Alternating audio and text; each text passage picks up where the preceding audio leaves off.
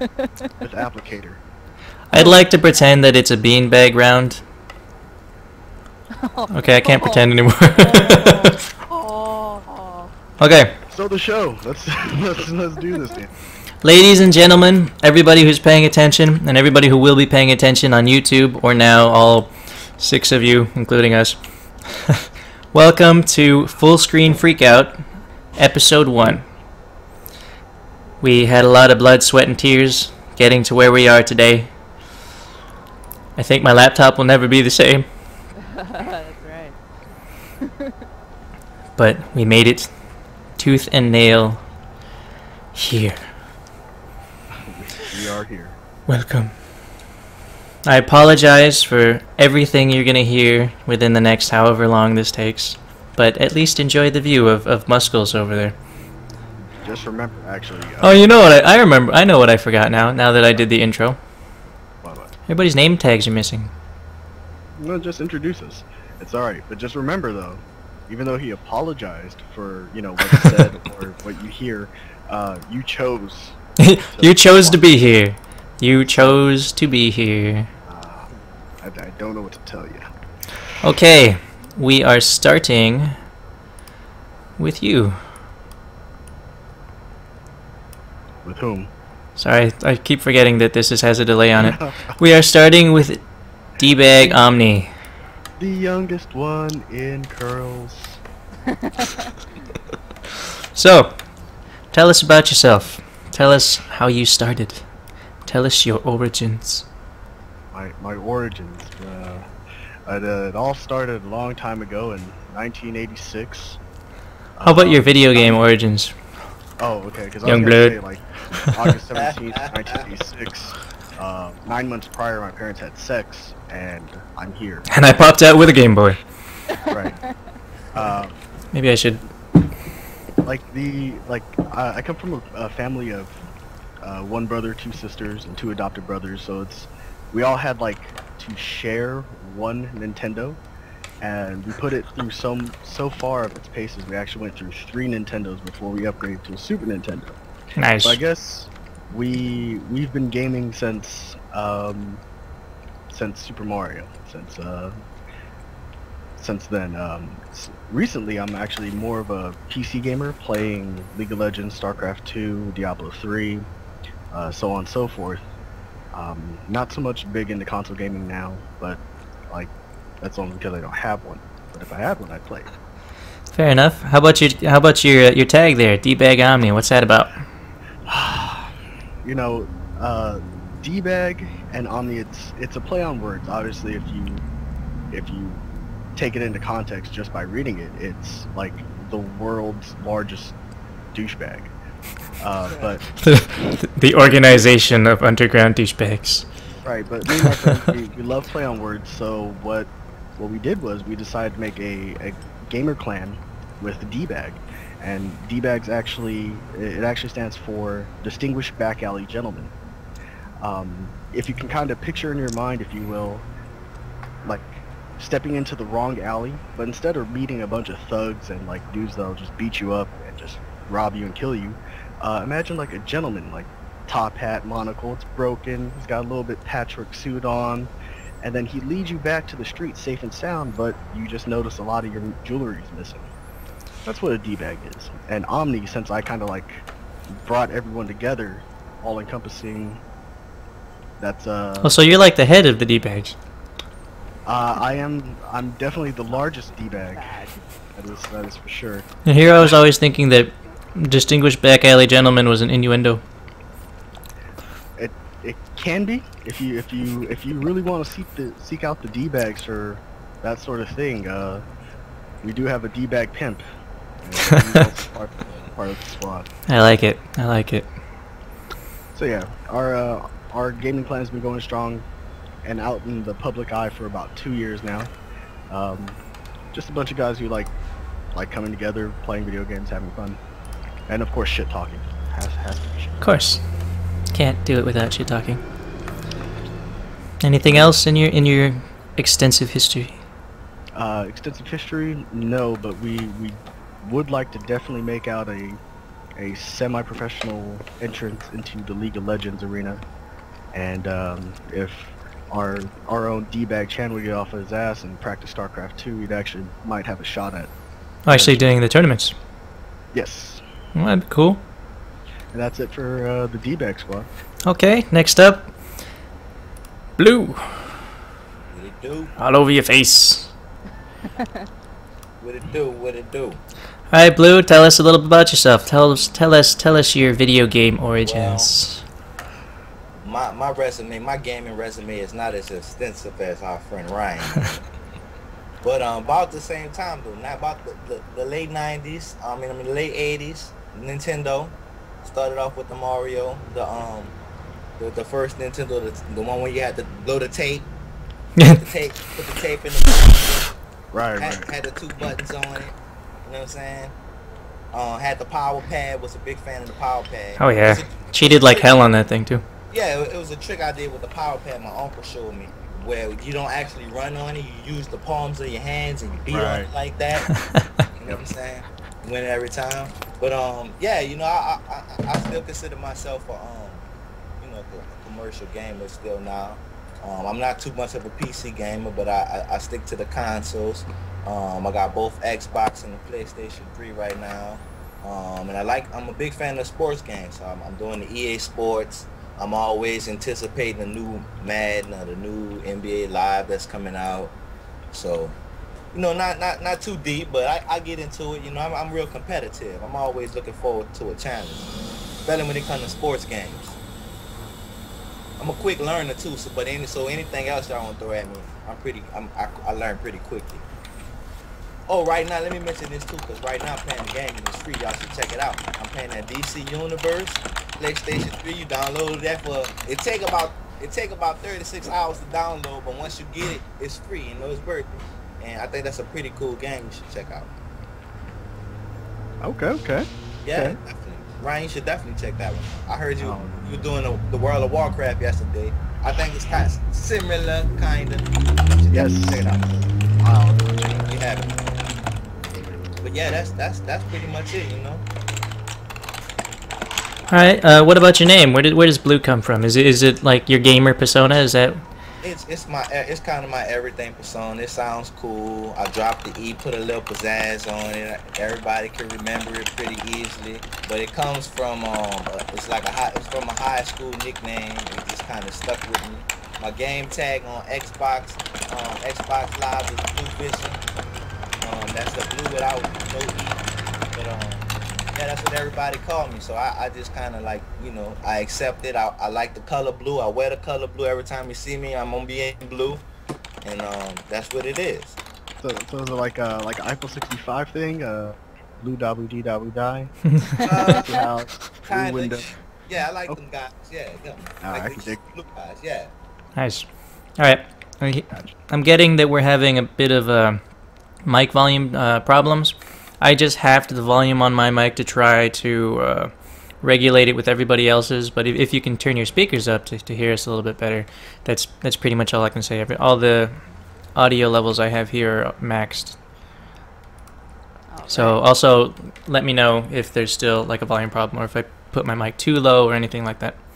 Oh yeah, please definitely don't hesitate to ask us or like let us know what is going on, because you know we're still kind of figuring things out. Yeah, if something doesn't work, let us know. Yeah. Okay, next up, now it's not queued. It's gonna be all smooth and stuff. One after the other, right there. www.gamesdbase.com. How are you? I only say that because the name is on your border. Okay, it was a bad joke. I'm sorry. Next up, Blam, Holly Hurst. Model extraordinaire. Oh, there's no good way to put your name here. Put it right here. Yeah. It might have to. Yeah, it might have to. I'm just gonna cover your boobs with them. I should have chose a different color. If you can just do the show like that, I'm sure we'll get more viewers. And we're gonna pop it right there. I think so. We're gonna make it even. We're gonna make the names cover faces a little bit here. It's terrible. You know the thing is too, if I look at my screen instead of look at my camera, it actually looks like I'm looking at your boobs, like on the cast. Hold on. All right. Okay, tell us a little bit about your gaming history. Tell us about yourself. Tell us everything. Every juicy detail of, games. Okay. Yes, I started playing games at the wee age of, I'd say, like 7. I started out with a Nintendo. It was very, very exciting when I got that for Christmas. I remember opening it up and going crazy, much like that kid on that famous YouTube video. Like, oh my god! But Perfect. kind of I like games that I liked playing was, of course, Super Mario Brothers. Was really into Duck Hunt, and I also played a lot of like offbeat games no one's ever heard of. Like there's this game called Kiwi Craze, and I'm sure none of you have ever heard of it. But it's like this little like Makes me want chicken, kiwi. and you walk around and you shoot things with arrows, and like all of a sudden you're inside of a whale, and you have to kill the whale from being inside its stomach. Anyway, very random. That's good family fun right there. Exactly. And one of my favorites when I was a kid for Nintendo was Mickey and Minnie's Escapades. I don't know if any of you remember that, but I do remember my sister hogging up my Final Fantasy time for that game. oh, it was very exciting. How dare she? Bases Loaded. Witch. One of my Bases favorites. loaded. Bases Loaded, yeah. Oh yeah. And then, of course, I got a Super Nintendo, and everything became extra super at that point. And that's when I really, really got into Mortal Kombat and Street Fighter, and I'm still really into those. Where your inner rage just started coming out. Exactly. Bodies started appearing under your bed. We like to call that salty. We started getting salty at games. Yes, and I got my first taste of blood in a video game, and that was very exciting. And with Mortal Kombat, just wanted to rip everyone's arms off. That's a healthy attitude. I like it. That's how people should feel at that age. So playing a lot of Maybe it's just me. with the Super Nintendo, I really got into Super Mario RPG, one of my favorite games of all time. Nice. And then let's see, I'm trying to think what else was really good. It existed me at this time. But then I went to Nintendo 64 after that. And yeah, Mario 64 is still one of the best games ever, in my opinion. It's really phenomenal. We'll have to find that on the WiiWare site. I don't know, I had a brain fart there. Sorry, go ahead. That's okay. And oh, we lost your audio again. Oh no, you're kidding me. What? No. Seriously? What happened? No, man down. Hey, really? No, I can hear her. I can hear you. Oh, I lost everybody's audio. See, Mike's just Did I trying to push mess with something? people. Don't. Is that my people fault? Don't No, listen that's to my Mike. fault. That's my fault. I'm Sorry, guys. Okay. Okay. So, I have an audio controller sitting in my lap for my headphones here, and I accidentally it rubbed against my jeans, and everything just went silent. It's like, what happened? Meltdown. So that's how you do shit. Yeah. And speaker silent. Alright. Silence is all down there. I didn't say that. Don't pay attention to me. Go ahead. After the Nintendo 64, Heard every word. To let's see, PlayStation 2, and still just a lot of fighting games. I got really into Guitar Hero at that point, and then I went to the Wii, and I mostly just used the Wii to play the old school games that I've already talked about. And then now The preferred legal way.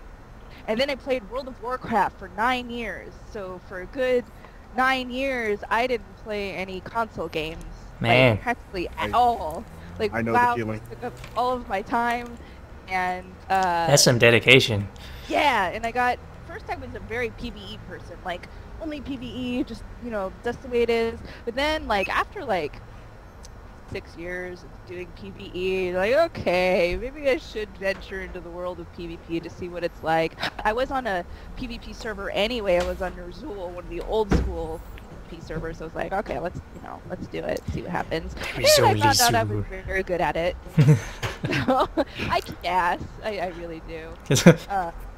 I'm a troll mage. Her name's Desdemona. And I haven't been able to play in a long time because my laptop broke. And this is actually, I just got Star Wars public, so it's a very inopportune time for my laptop to break. So then I bought an Xbox with console game I haven't played console games for such a long time, so buying an Xbox, I felt really bad for the guy at GameStop, like, asking him all the questions, like remember, like, caveman lawyer from, like, Saturday Night Live, like, your world is strange and new to me, and I don't understand, like, it was very much like that. I was like, you can go on Facebook on Xbox, what? And, like, so it was very, really embarrassed, actually, by the end of the meeting there, but so I bought my Xbox and I got Left 4 Dead 2 and I got Skyrim. Good choice. Good choice. Yeah, just been starting to play that. And my laptop is fixed and I'll be getting it back next week, so I need to somehow find a balance of MMORPGs and the Xbox games in my life. Ooh, it sounds difficult. I'm trying really hard not to. Or you could do both at the same time. Yeah, there we go. Like, get it going. The feet. I don't know, they got some pretty crazy controllers out there nowadays. You can have one that just it visualizes you. You want like the Kinect, you can be doing Kinect stuff with the controller in your other hand that's going to another console.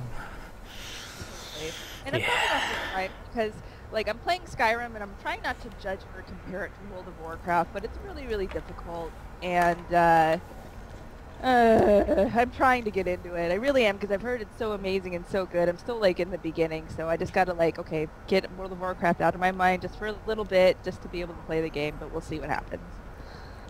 Yeah. It's pretty easy to sink time into a game like Skyrim. There's so much to do, but at the same time, it's all... a guy that I follow on YouTube and such, Total Biscuit, I think he put it that, what is it, it's a large game, or what did he say? Something about it being as large as an open but as shallow as a puddle. Something like that. Yeah. Yeah. Sure, yeah. Yeah, What's he why saying? not? Whatever. Also, Nothing. say I'm not speaking. the fact that I've been playing video games from such a young age has really, really given me the ability to multitask. I'm doing things that like no normal non-gamer human being would be able to do, like in my life, like at work, like doing 20 million things at once, and just being able to handle it no problem, because like it's just something that's become a part of my life and that I'm used to, you know, with playing games. So I owe a lot to video games. Video games has saved my life. Okay, what about so where does your name come from? This is typically your persona, you know, Holly Hearst. Yeah. Desdemona pops in every now and then. Right. So yeah, Desdemona, I have used that with a lot of different character names. It is a character from Othello, which is a Shakespeare play. I've always had a special relationship with Shakespeare. I've done a lot of theater in my life and performing in general, so that's why I chose that. She's also a very strong figure too, even though Othello offs her in the end by, like, you know, Spoilers. Pillow over her face and killing her. It just came out. How could you? It's okay, I don't think any high school students are watching. Holly Hearst has been around since I was a ripe old age of 18 years old. I'm 28 now. It's about 10 years. I just think it kind of Need a 10-year reunion party. I know! Yeah, boop for everyone. Book your yeah. tickets for Hawaii. Let's do it. I enjoy playing with my fans, so that's why I use Holly Hearst a lot, especially like my gamer ID tag on Xbox is Holly Hearst. I like connecting with fans in that way. I like playing games with them because they know I'm a nerd, and I think it's kind of fun to do that. And I get free stuff out of it sometimes. Like, really nice to hear. I think free stuff is fun too. No. Send me free stuff. Well, I guess that depends on what the free stuff is. Oh yeah, thank you so much for the free broken shirts on World of Warcraft. Yeah, you're like, hey, is this best in slot for a mage? You're like, yeah, I've been farming it for months. Can I have that? He's like, yeah. Totally. Boobs. I'm not bitter or anything. I just wish I had them. Yeah. What would you do with them? No, don't answer that. Oh, I got a list. No, no, about it's okay. 10,000 It's okay. things long. Oh, Well, where should I start? that was an innuendo right there. Okay. Now whose turn is it? It's my turn. Blue has left the building. We've scared him away. That's how bad the show was getting. The chapter- Episode 1, we just weren't ready for You had to blue run standards. vomit. Just gonna cover my entire face here with my name. That's And mine. That's cool. There we go. welcome back. Welcome back. Sorry about that. No, that's cool. Happened. Had to pluck myself up. Okay, I'm Boo. I'm Mr. Boo. Utterly Mr. Boo to all of you who know me out there. So because it is a name that I recently started. Well, okay, not recently reusing, but I'll get to that in a bit. My gaming history, like pretty much everybody here, started with Nintendo as a Wii tot. Back in 1984. Wait, sorry, as a what? As a Wii tot. As a wee tot. As a Wii tot? Can Have say you that again? have you never been a Wii tot before? We taught. The Wii tot. That's I'm with- I'm that's retarded. that's the Retarded. third generation Wii, the Wii tot. That's what it's gonna be. I'm the most retarded. Nice. But I started with Nintendo. I started with Super Mario Brothers, Duck Hunt, that little Olympic game that used the power pad. Yeah. Yeah, my sister and we used to use the shit out of that thing. But we didn't do. Sometimes we did the hand trick, but what we would mostly do is we would sit down at the edge of the pad and we would kick our feet onto the pad. Or especially with the jumping one. That was the tricky one because it was hard to cheat in the jumping one. You had to jump off the pad, but jump back on in time for it not to like make you fall on your ass because it knows it knows you can't fly. That was hella easy, right? Like you play like the bongos, right? And then like you simulate, and then you hurdle, and then you go right back into it, and you're like hurdle. You just pretend that your legs are hands or your hands are legs. We had quite a few games that use the power pad. We like to use Explode was one where you have to step on these bombs in this like 3x3 field of chicken eggs, and if you didn't step on them in time, then they blew up. And there was another What one. the hell? Wait, you've never been to a farm like that before? Scrambled eggs, done easy. Dynamite. What? And there was another one. What was it called? Short Order, maybe?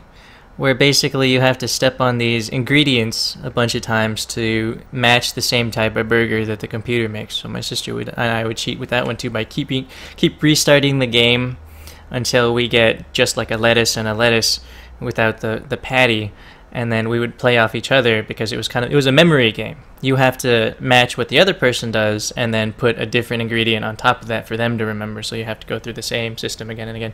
But we just cheated by making everything like Cooking lettuce. Mama. Remember that game Cooking Mama? I never Yes. played that game. Oh, kind of reminds me of that.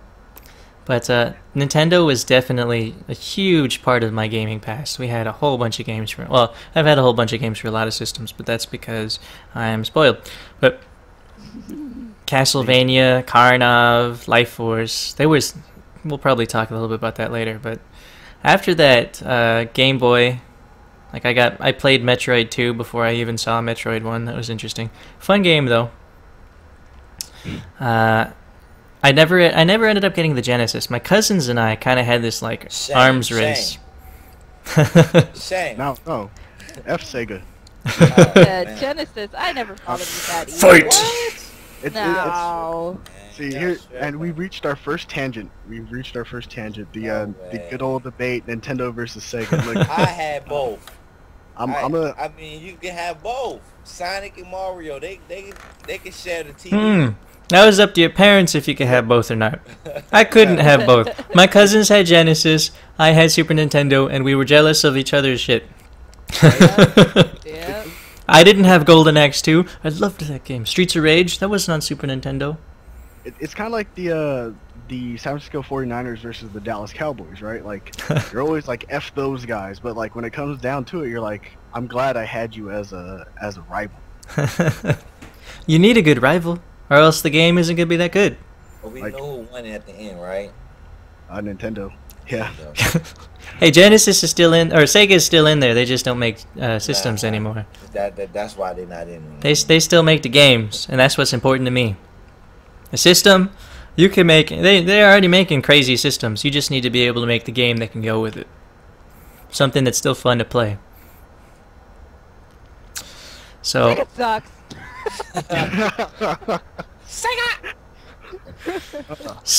Stupid hedgehog. But yeah. Anyway, so continue on, Mr. Boo. Where was I? Super Nintendo versus Sega. I had a Super Nintendo. There were so many consoles that came out at that time that I wanted but never ended up getting, but turned out to be flops anyways, like the Jaguar. Remember the Jaguar? You remember commercials for the Jaguar? For like the whole 2 months that it was like super popular, like the Sega Saturn. So I did kind of a jump. After Super Nintendo, I went straight to PlayStation, which was kind of funny. When PlayStation first came out, my mom, I hadn't heard of it before. It's weird that I hear this thing from my mom. It's like, oh, the kids nowadays are getting the PlayStation. So I'm thinking, PlayStation, is that like a swing set in the backyard? That's kind of weird, Mom, but okay, if that's what... So we get it, and it's this CD-based video game system. Like, oh my god. There's no cartridge, I don't have to blow on anything. They all come in these neat little cool-looking discs, except there's a huge load time now. That sucks. After that, went PS2 to PS3. Computers, though, has always kind of been there. Well, okay, not maybe after I got Super Nintendo, I started really getting into computer games, like the basic Windows game, Minesweeper and Ski Free. Played those like hell. I suck at solitaire though. I can't really front for that one. And what was it? Magic Carpet. That was a fun one. Lands of Lore. There was a lot of games that I really that really attracted me with the PC, but yeah, ending up at PS3 and Wii and all that stuff. But in the end, I come back to PC. PC is where it's at for me. Like I still try to play the console games and I still like them. There's still a few things on like the PlayStation Network that I'm still gonna buy, or some of the retro games that I still play. But I've focused so much on the PC these past 3 or 4 years that all that stuff is just collecting dust right now. I'm staring right at it, and it looks like it gave me an asthma attack. Yeah, that's it for the gaming history for me. If nice and short. Nice and short. As for the name, Mr. Boo, from Boo. I also do other kinds of gaming. I'm a big nerd when it comes to other things. I play D&D with friends and family still every now and then, even though I'm a grown ass man. Hey, no shame. No shame. I can't let it go. I like it too much. But my cousins are still kind of like, no, we're not the big nerds. We don't get super into it. We just do it kind of casually. We don't want to shame ourselves that bad, but we still get pretty into it. But that's where Boo came from. One day, and this was completely random, but it stuck with me, so I kept it. One day, my elder cousin comes up to me. He was the DM for a long time, the dungeon master for those who don't know, and he says, Boo, that rhymes with your name, so it's funny. That's what I'm gonna. So everybody started calling me Boo after this. Hey Boo, how's it going, Boo? And I'm thinking, hey, Boo, why are you calling me? That's kind of creepy. This is some weird Southern family shit right here, calling me Boo. Like, hey Boo. Yeah. I felt really like frustrated. Why are you doing this to me? I don't like this nickname. But they called me Boo for like, well, they still do every now and then, but they did it solidly for like a year and a half because they knew it bothered the shit out of me. And at one point they kind of just stopped saying it, and then I just started missing it. It's like, oh, They ain't calling me Boo no more. And so now they just kind of call it casually, and I don't really mean anything. I don't really feel anything bad by it, but it became my gamer tag. I like it. I like it now, Mr. Boo. It's nice and simple. Splendid. All right, indeed. All right. I also forgot to mention that video games have also made me an extremely good gambler. I don't know if anyone ever remembers the game Vegas Stakes for Super Nintendo. Yes, but, I do. But it made you aware of pickpockets. It also, That is important. Like, excuse me, you have a stain on your shirt. May I clean it for you? Oh yeah. You check your pocket. It is empty. Da, da, da. Like, I never trusted anyone after that. Yeah. It's okay. I think they'd have a different purpose for you, especially since you don't have a chest pocket. True. You have a stain on your shirt. You have a stain on your chest. Allow me to wipe it for you. Oh, I fell over. It's terrible. Okay, moving on to the next segment. Okay. We're going in our counterclockwise deal here, Mr. Omni. Please, That's me. anything interesting come up lately that has tickled your fancy? Oh, a lot of things tickle my fancy, and just is that In the gaming world, in the gaming world. Okay. 'Cause, like, Virtually. Well, that's Well, up to debate too. You know what I mean, though. You know what I mean. so in terms of gaming news, yes, I wouldn't say tickled my fancy, but like caught my attention. For those of you who know League of Legends, it's a MOBA style game. They recently released a patch that had a couple of nerfs that addresses an issue of how to balance a game. No matter what type of game, if it has a competitive scene, like you always want to make sure that nothing's overpowered and that you have a nice even distribution between skill levels for the game that you're trying to balance. Unfortunately, one of the side effects for balancing something that is perceived to be as overpowered might actually imbalance other things. So for instance, the gold per 10 items. So in this game, you can buy this item, and every 10 seconds it'll give you gold. And you use gold to buy better items, and then you kill the other team with it. Die team. They nerfed the stats that they gave those items because every champion was building them because they're good. But unfortunately, what happens is that the items, the class role that is supposed to get those items ends up suffering because they need those items and they need the stats given by those items. So it makes them less effective, but it makes them underpowered, but it makes the other champions that were building those items balanced. And I thought that was newsworthy because I really don't have anything else to talk about. Well, I mean, that's like a big ongoing thing, especially any kind of like you were saying, any kind of competitive thing. Balancing is always a huge issue, and you're always going to piss somebody off by balancing something else, whether it be somebody that found some kind of exploit or some overpowered, but they think they're just a really good player. Right. And let's see, there's that, and then I have a little bit of concern over D3 or Diablo 3.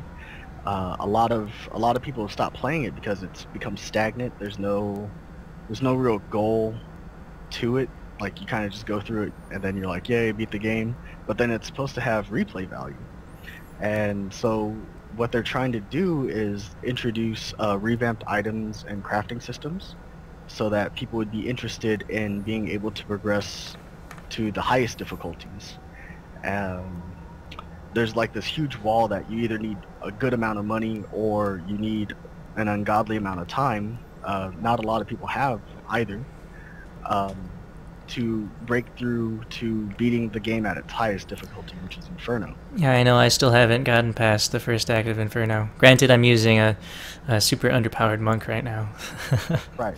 So they're going to be revamping that in their upcoming patch, which I believe is 1.04. And then though to kind of like set the ease of people who want new content. They'll be releasing a PvP patch, which I believe is 1.1, and that is upcoming within later this year. Both of those will be out, so I hope it kind of revitalizes the game and hopefully doesn't cause it to die, because I actually make some money on there. So well, please play Diablo 3 and buy my items. That was nice. Too bad you can't link who you are in Diablo 3 into selling your items instead of having a giant random auction house. I'd rather not, because I don't want people robbing me. But that was a big concern I had when Diablo 3 was being announced. Well, not being announced initially, but when all of the mechanics of Diablo 3 being announced, where you have access to every single skill and you can change them relatively on the fly. Mm-hmm. That when you get to max level with every character, there's no real point in starting a new game with a new character that obviously a character you've already maxed somewhere else, unless you're deciding to play with somebody who hasn't played yet. Like, there's no restarting the ladder at level 1 and then going all the way back up to level 60 and choosing different skill trees and different builds, because you can just make that yourself. That was always a big concern of mine, that it would become very stagnant much quicker than Diablo 2 did. Because Diablo 2, people always kept evolving their strategies, and everybody could have a slightly different strategy and try something different again. And, you know, they would have to rebuild and rebuild to that. I think that was one of the, at least for me, that was one of the bigger things, is I'd like to try to branch out into different types instead of just being like, oh, well, it's all, I mean, it's convenient that you can do it, that you can try different builds and all that kind of thing, but at a point, you're just like, well, it's not really taking me any time to rebuild to this point. I think I'm done. Well, granted, I'm not personally done yet, but when I get to, I haven't had much time to play, but when I get to that point, I don't really see myself playing much anymore. Yep. And in terms of news, that pretty much does it for me. I mean, I live a simple life, not too many games. What do you... One track. What did you... what's your DPS nowadays? I mean, last time I checked, it was 120,000 or something. It's still around 120,000. I've actually been farming up gear so that I can farm more gear. It's kind of hard to gear farming. Yeah. Like there's a stat called Magic Find, and it increases the quality of the drops that you can get that are possible. Right. So it's actually at a stage right now where I'm trying to keep my DPS over 100k, but still maxing out as much Magic Find, as much of the stat as I possibly can, so that I can get better and better items without sacrificing the ability to kill things. It's important, killing things, especially when they're all demons trying to kill you. Very true. Alright, Blue, what about you? Anything exciting coming up in your gaming world? Well, this part of the year is always exciting for me because the sports games coming up. We got the Madden coming out in a few weeks. And then about a month or two after that, we got the NBA coming out in a few weeks. So I'm looking forward to that. The NBA Live, I don't know if any of you guys are aware of the NBA Live, but the EA Sports been missing probably for about 2 years. They stopped making it. They stopped making them because they really couldn't compete with the NBA 2K. But this year they're supposed to be coming back out, so that's kind of highly anticipated. A lot of the basketball 2K and the old NBA Live fans probably looking forward to that. So I'm looking forward to it. I actually rooting for them. I want EA Sports to kind of get back in the saddle on the basketball end. But right now, like I said, I've been playing the DC Universe. I don't know how I even got into that game. I think I just got into it because it was free to download on the PS3. It's a good reason. Yeah, and it's pretty, it's pretty cool. But it's brutal also. It's my first time playing something like this, but it's real. It can be real competitive, and people are. If you don't do what you're supposed to do, they cuss you out. Oh, they get mad at you in games like that. They call you bad names. That's why one thing I like to talk about one day is what's up with the game? Is where all the hate coming from, baby? Where the love at? Where the love? Where the love? Wait. Hello. Are you and me fighting like some big internet dragon? Because then I'll love you for that.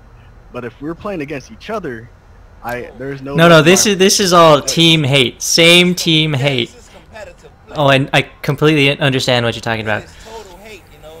And I mean, I don't understand it. I'm like, I get on. My first experience with the online play was back with the first Xbox with the Halo, you know. And this was my first witness of all the hate in the world with the gamers. What's the problem? Where the love at? Where the love? All Where that- the love? I can kind of explain it. It's Where the hate come from?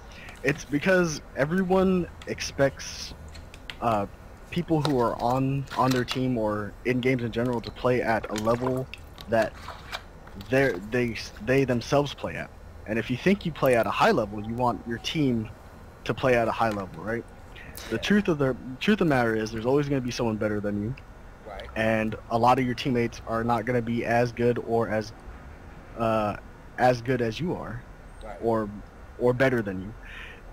And you just kind of run into this weird average law of averages, like where you deal with a bunch of stupid, incompetent people. Although it's not fair to actually brand them as that, but that's how that person would feel. And like everyone in their own world is their own perfect person, like Yeah. for this person. But like, so it Nobody sure in the can hell get can't be their their fault. Online, that's what it is. Nobody can get their ass kicked when they thousands of miles away. See, Oh, man. everyone get the Oh, that's high- totally part of it.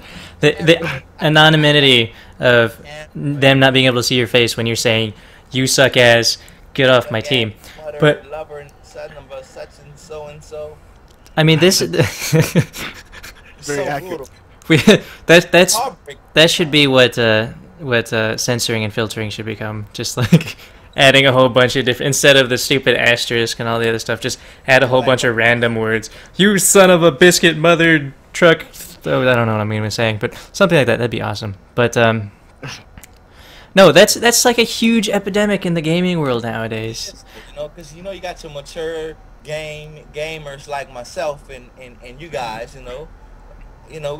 It's the younger generation. It's the kids. You know what I'm saying? I wouldn't say just the kids. There's plenty of adults out there that are just ready to just rip you apart if you're not up to par. Because nobody can be new to a game nowadays. You have to come in being an expert, or they're gonna hate you. Absolutely. That's It's exactly what it is. it's not fair.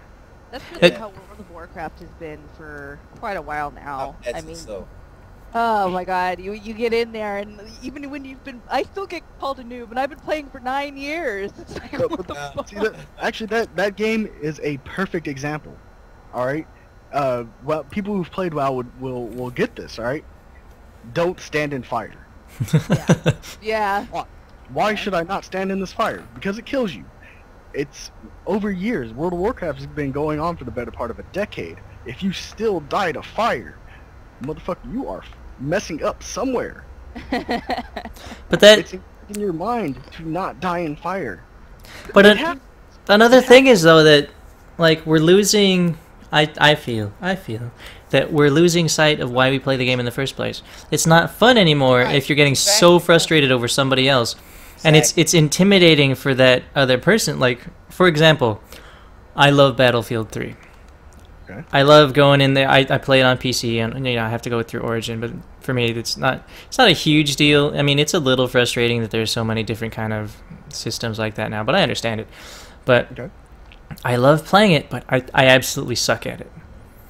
Okay. And the first thing I see when I get on the team, and I'm being as shitty as I am, Okay. everybody just hates on me so much. I miss a shot from somebody from like 1,000 yards out, and I'm gonna be blamed for that. It makes me not want to play the game that I like to play.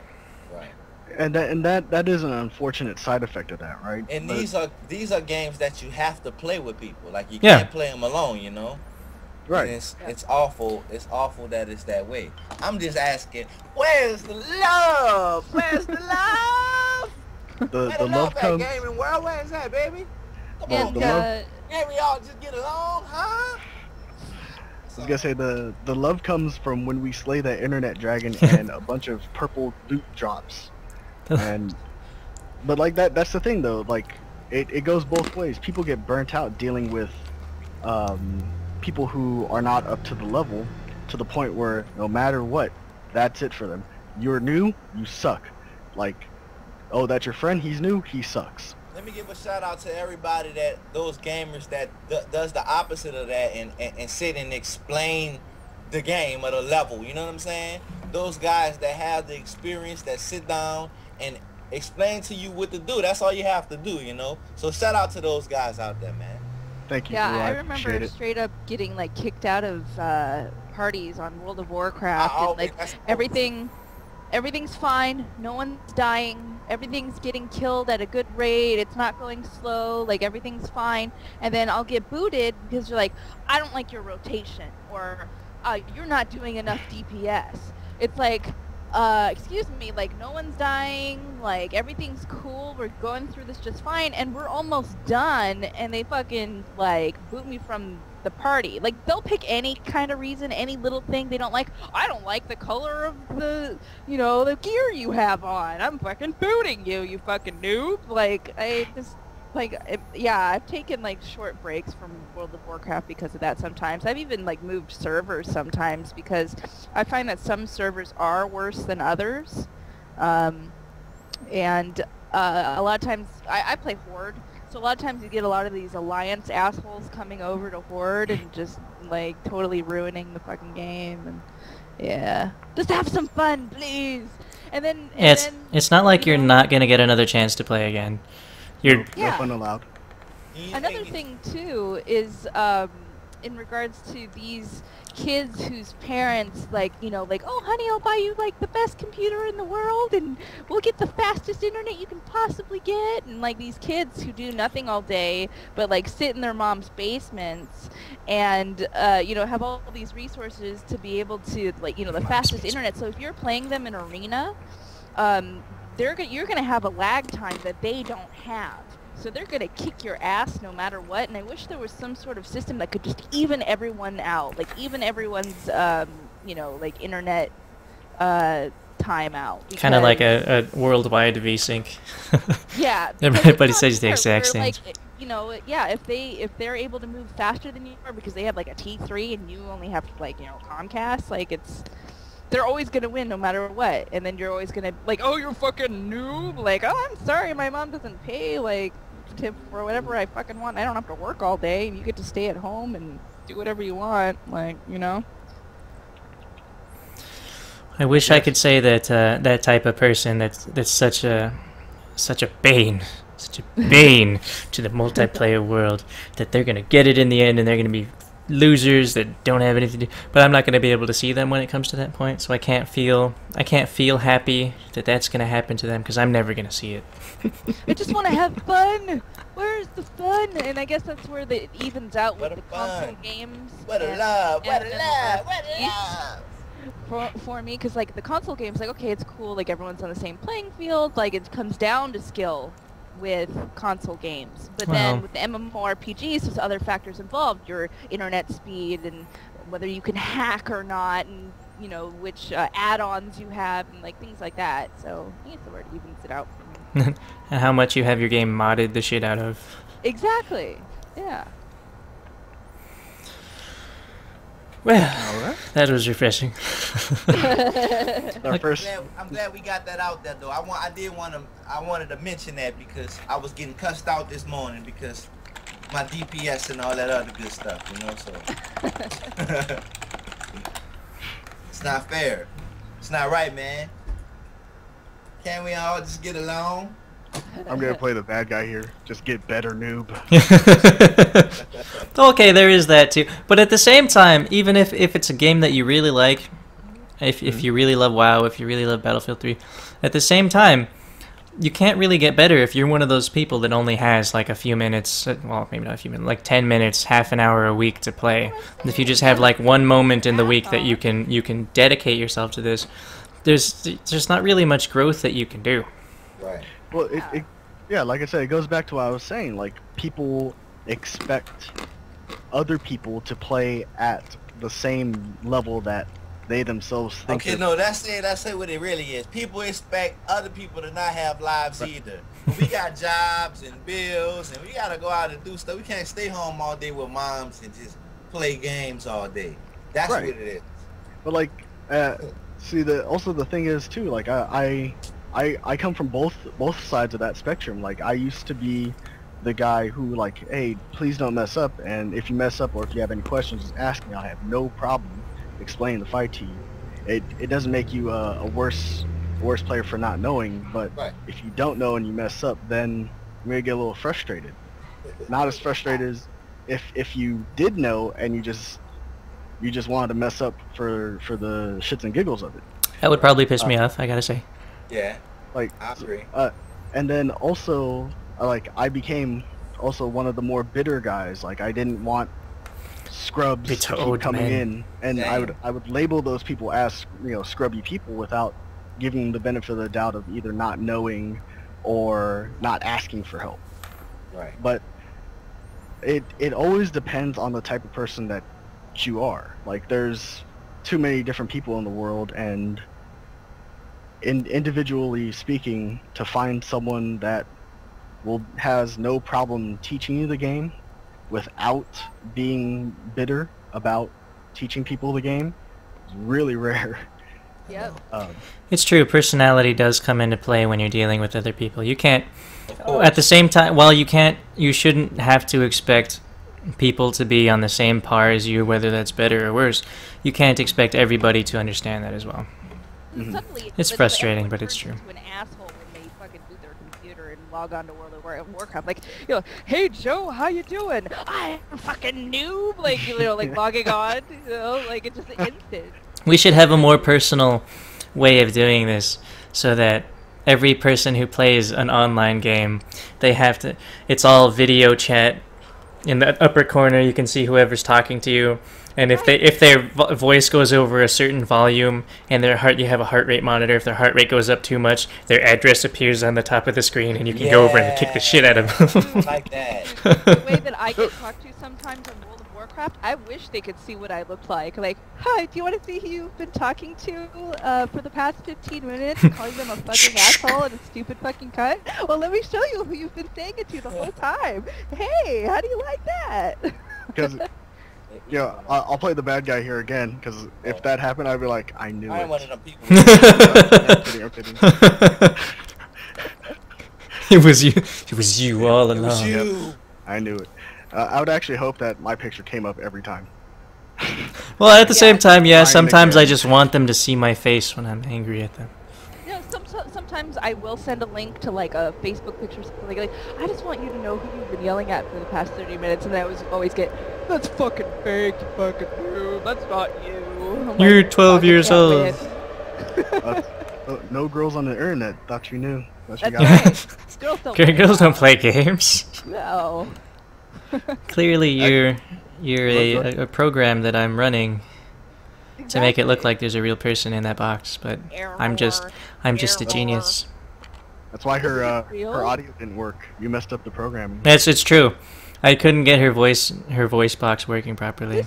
This isn't a game controller, it's lipstick, because I'm a girl. I was gonna It's a say weird compact. vibe. Yeah, I can't play that game with you anymore. No. I'm gonna have to bring over my own controller. What is it's What do you do? I control the keyboard. Okay, so how about you, Holly? Any exciting news from your part of the world? All the way over there. Miss Pandaria from World of Oh yeah, coming out soon. Yep. When I heard that the new race was going to be pandas, I was a little disappointed. I was like, oh, I wish they would pick something cool. Like, I thought the cool race would have been like the Naga, or however you pronounce it. I think like that would have been pretty cool. Well, they have some. They already have some stuff coming out after that, don't they? Like Mists Pandaria is like the. Well, this is some awesome random stuff we're popping in, but there's some stuff coming up later. Don't worry. Yeah, but they're being, they're not giving very much information. Oh yeah, no, but they're also kind of marketing this as like this isn't the biggest thing in the universe. It's pretty awesome for us, and I like pandas, but there's something else coming. Well, I'm really looking forward to. I like pandas. To the monk class. I think that'll be pretty cool. Oh, Exciting. see, So. if this had come out with like one of the other expansions, I would have probably. Well, I still have a World of Warcraft account. I play very randomly, but if I could be like the drunken panda brawler guy, the brewmaster, if I could be that a lot earlier, I'd probably still be playing right now. I mean, I have beta access right now. I haven't been playing it very much, but that's just because I got hooked up on Diablo 3 when Diablo 3 came out. At the same time, Mass Effect 3 was taking my time and all that other stuff. Yeah, I always look forward to when World of Warcraft's expansions come out because there comes a point where it does become a little monotonous. Even doing PvP, I can't even imagine what you PvE people do. I don't know, it's just fucking monotony. But even with PvP, like after a while, like okay, I've done this one before, I've done this battleground before. Especially like just like playing with the same people over and over again, and like always looking forward to something new and exciting. And unfortunately, like I feel really bad that my laptop broke right when I got Star Wars, the Original Republic, because like I feel just in the short time I was able to play that game that even though I love World of Warcraft, Star Wars was able to capture something that World of Warcraft really hasn't figured out yet for the first time ever. Because I played every MMORPG there is, like everything you could possibly think of, and nothing came close except for Star Wars. And even when you do PvE with Star Wars, like it's so like action-packed and not like robotic and not like the same thing over and over again. Like it's very interactive. The PvE is very interactive, unlike WoW. So WoW, it's very important for WoW to come out with these expansion packs as often as they do because it does get a little boring after a while. Oh, that's what I'm looking forward to. Yay! Sounds good. Sounds good. Any exciting recent gaming things that have like you've been playing Left 4 Dead recently? Oh yeah, Left 4 Dead 2. Starting to get into first-person shooters. But again, I guess ever since online playing became available to me, like I don't really want to do anything else. So when I play Left 4 Dead 2, I don't really want to do single-player mode. It gets really fucking boring. So Well, like I'm always looking for friends that are online to play with, and that was more meant to be a multiplayer experience. yeah. Like, it's one of those games where like, yeah, you could play with a few bots, but why would you want to do that? Right, and then Skyrim, like I was like, oh, it's not multiplayer. Like I'm trying to forget about that. I'm trying to like just enjoy it. They're coming out with a multiplayer Elder Scrolls. I think I hear that right. Anyways, oh, I have a random question that I've been like thinking about since I started chewing on these trail mix. Is that like chewing really getting to anybody? Can anybody actually hear that when I'm just chewing on the stuff? No. Okay. It's actually bad manner as a show host. Just like I can't help it. I haven't eaten yet. I've been working on this and the problems that have been coming up, and I'm hungry. You effing casual. You need to get on my level, noob. Speak clearly in the mic. No, but no. Don't make me mute you. Second Life hadn't died. You guys ever play Second Life? Second No, Life. I have not played Second Life. I can't say I have. What is? Please tell us. Second Life isn't really a game per se. Well, it might be, It's but a there's way no of like life. there's no like ending. It's kind of like a virtual reality world where you create an avatar, and I was a stripper in Second Life, and you can actually trade in the money you make in Second Life for real money. Yeah. This is starting to turn into the movie gamer. So it was just like it's also it has like a very deep seedy like underworld too of like sexual fetish side to it as well. But it's basically you can do anything. You can be anything. You can do anything you could possibly think of on the game. So it's more of a social experience than anything. Yeah. A pseudo reality. What is it? Digitized pseudo reality kind of. But the way way that you were kind of explaining what Minecraft was to me, because I haven't played Minecraft yet, it's like similar in that you can build worlds and like even like build your own like game within a game type things. So it's like kind of similar to that, but it looks like real people are walking around. It's kind of neat. Yeah. It'll be interesting if you ever actually play it to see to see if you still think the same thing. But people just have kind of like stopped playing it over the last few years, and like I don't know. I think maybe because it's gotten a little bit too creepy. It sounds like it has a lot of potential for creepiness. Yeah, definitely. And also to go back, like if How do you like my tutu? if you get mad at someone online, like the picture and their address comes up, that's like a whole new world of stalking. Also, people really used it for because people also create like dance clubs, and you can go and like dance in someone's club, and you can broadcast live over like the audio. Like Yeah, for like an actual DJ. Yeah, you can DJ music, and there's like an avatar DJ, and like people dancing. But people can perform live. Like you can play a guitar and sing. Like, Oh, that's kind of neat. At a real venue. Like free advertising, kind of. Yeah, exactly. So I'm that's surprised super it's high. not getting used more for that. It's like The Sims on steroids. Exactly. Sims meets like the Gimp in the basement. It's a life simulator, Yeah, exactly. except it doesn't simulate that a lot of people probably don't look anything like their character. My avatar does actually look like me. I made her have the biggest boobs you could possibly make on her. And she's all like rockabilly down. It's kind of cool. I could see that. Yeah. But it does have like the world of furries. Are you familiar God. with the furry fetish? I think we're getting a little off topic when we're starting to go to these things. No, I don't know about the first. I'm gonna have to rein this in a little bit. Explain that one to me. Episode Shush. 5, furry fetish. Episode 5 of Holly's podcast. Yeah. Oh, terrible. What about the? Did you guys ever play the game Super Baseball 2020 on Super Nintendo? I never really played that many sports games. Like I had a buddy that me and him and I would play like the Super Nintendo Madden games together, and Ken Griffey Jr.'s home run derby. Yeah, winning run. But this That one, was a good one. not just a sports game. It was like a science fiction baseball game because it was set in the future. Was that So, where like all the people are robots? Well, no, some are robots, some are human. You can create a team of all robots, or half robots and half human, or all human. Like in the outfield, they all have jetpacks. So if someone hits like a fly Yes. ball, you can like.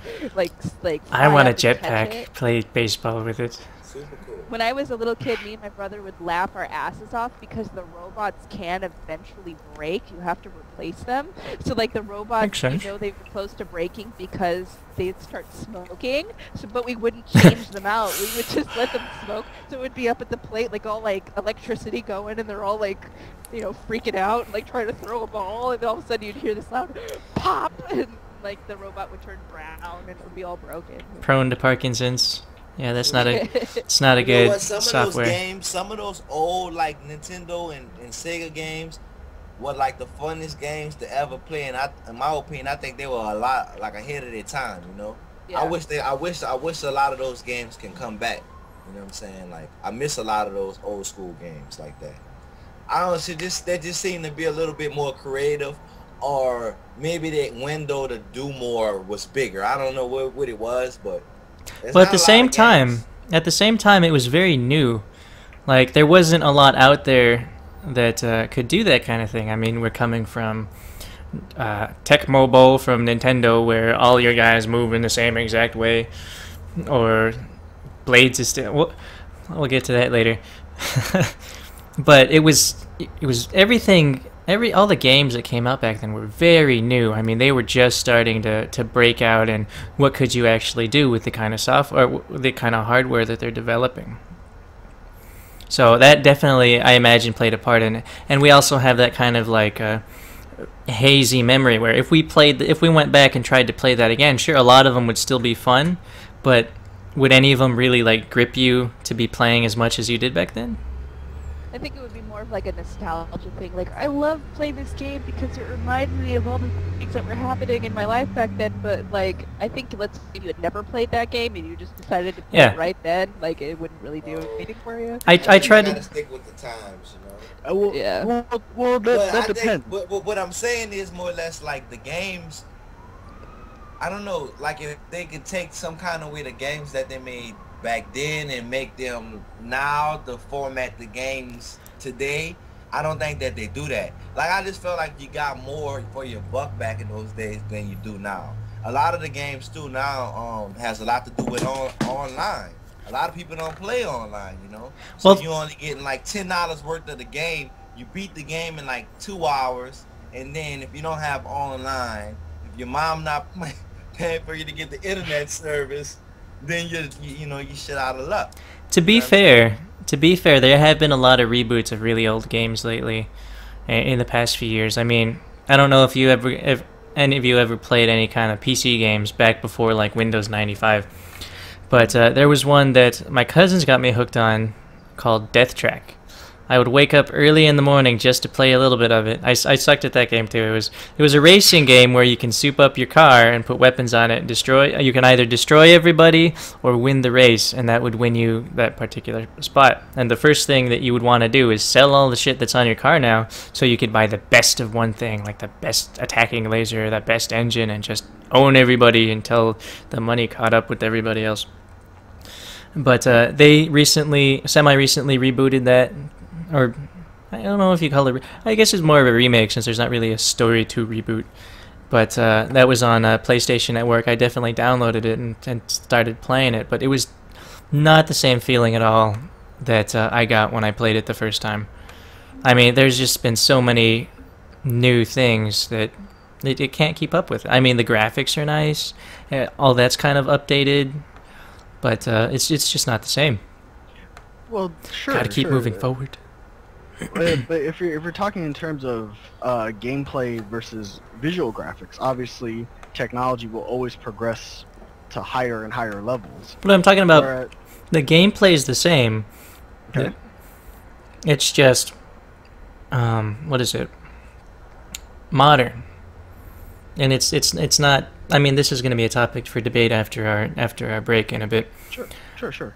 But like, I don't know. It's just there's just some things that I think there's just a big arms race for reboots, but it's just kind of one of the proofs that a lot of games that we loved back then, even if they're remade, they're not going to grip us as much. Well, that's I can see that. It's because they have a significant nostalgic tie to that era of our life, that era of technology, when things were more simple, right? All around. And Yeah. like if you'll notice, like back then, a lot of games had replay value because there wasn't anything such in existence like downloadable content or updates. A game had to be good enough for them to either replay a few times and get hyped up for the next sequel if there was a sequel. The thing about it is, like we touched on this earlier, how I was playing World of Warcraft yesterday. It's vanilla server. By the way, shout out to Scriptcraft. They're running a patch 1.12 vanilla WoW server right now, and like it was nostalgic in the fact that if you ever had a fantasy of going back to high school with what you know now, right? Because everyone in high school, they haven't really experienced the world, but now that you have experienced the world, if you went back to high school, man, you could probably run that place like a king or a queen, right? That So, retrospect. Like, If I only knew. yeah, that hindsight 2020 thing. Now you get to see it again with your hindsight, all in place, right? Like I landed, I was like, holy crap. If like vanilla WoW is when I played World of Warcraft, like the 14-hour days was a short day for me. Yeah. Like to go back in time and to play that again, Terrace. which I did yesterday, and owning up dudes. Oh my goodness, it was wonderful. It was sublime. The graphics of World of Warcraft haven't really changed that much over the years. There have been graphical updates, but the gameplay is still consistent, right? You still press the bootans and they make glowy stuff happen. That's either, damage or healing, or sword swinging or whatever. And because of that, I think that I had, I enjoyed it more than like I guess in opposite to what you guys are saying. Like it did for me what it didn't do for you guys. So maybe it might be a per game basis. Oh, definitely. I think it's definitely possible for games to be enjoyed when you replay them and everything is not upgraded or rebooted and whatnot. Yeah, there's definitely a case-to-case basis, and with a lot of companies that probably would remake a game. And there are good reboots out there. I'm not saying that it's not a good thing to do, or remakes or reboots out there. But a lot of the companies that would be able to do something like that, they're already still successful in making other kinds of games. So why going back, it doesn't make much sense unless they're doing some kind of like 10-year anniversary or something. Right, and then there's that, and then when you think about the fan base for a gaming franchise, there's infinite amounts of different kinds of fans for a gaming franchise, right? Who's to say that if you were to reboot a game from the antiquities, like the Super Nintendo era, right? Some people might be like, it's not the same game it was, and some people will be like, oh man, this game's great, but it's not the same game it was, and some people are like, I'm glad it's not the same game. I think Street Fighter is a perfect example of that. Yes, absolutely, absolutely. Mortal Kombat. Yep. Those type of games. Oh, they changed a lot. I think my opinion is, though, it's not more or less the game itself of rebooting the game. I think it's more or less the format of the game. And let me be more specific when I say a lot of those games was more co-op. A lot of those games I can remember, like with the Sega Genesis. Getting like What's the that? little multi-tab on it, getting the multi-tab and putting that in, and like having like a couple of my buddies and all of us playing off the same television. But just having an aspect, I mean, I think not discounting the online, because I think the online is totally cool, but I think that just going back to that fundamental local play aspect of, just with your neighbor, he can come over, you can play. A lot of the games is missing that, just that co-op. One of my fun games I used to like to play, like, remember the old Nintendo game? I mean, the old Ninja Turtles game, the one that yeah. And then they had the X-Men game when you put your quarter in and then 4 people could stand up and play. Those were cool, you know what I'm saying? That is a funny point to bring up. Like systems too, or like those type of games, like, everyone is those cooperative games like that. Those are the games that I can remember thinking back and having the most joy in. A lot of the games now, like I say, you buy them. If you're not online, you really don't have anyone to play with. That's definitely a good point to bring up. That I always kind of wonder in a lot of multiplayer games why they do that. Why? Because it was such a successful model back in the day, where all of your multiplayer is in the same house on the same TV. I can understand that for a lot of people it's more convenient to be able to play online as long as you have the same things. But why did a lot of games get rid of the local co-op? I mean, I know especially for consoles, a lot of games still have local co-op, and computer, it's starting to get into also having local co-op on top of online play. But I wonder why they just cut it out. I think it's conspiracy. I think they're trying to on everyone to get online services, to pay all the extra money. I don't know. It's a conspiracy, man. It's true. Trying to get us. They're all trying to make us subscribe to our get some kind of internet service. So that is so fucking crazy. One thing that never changed. Check this out. One thing that never changed, though. If anyone realized, one thing never changed is the pricing of the games. It's true. $59.99 now. Then they're $59.99 now. The only ones that were cheaper were the first PlayStation. They had a string of games that was $39.99. But for the most part, the cartridges and the CDs for the now new age consoles, $59.99. So you're paying the same price for games. You know what I'm saying? It's not any more expensive. I actually appreciate that. Until it comes out with the ridiculous collector's editions and special editions and all that other crap that like more than doubles the price of the game sometimes just for all this extra crap. Like a digital art book that you don't even have like a tangible, really stylized art book in your hand. It's just like a PDF that they send you. Kind of seems a little. I know some people like it, but it just seems silly to me. Yeah. But yeah. Right. But as for my gaming news, and after this we can take we're gonna take like a nice 5 or so minute break. I don't know. I don't want this to reflect what people think of my gameplay in general.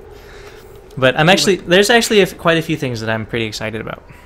Okay. Like I just realized, and I'm probably pretty late in this one, that Battlefield 4 is going to be a thing, which I found out there's a lot of anybody who gets the Medal of Honor Warfighter, they pre-order that.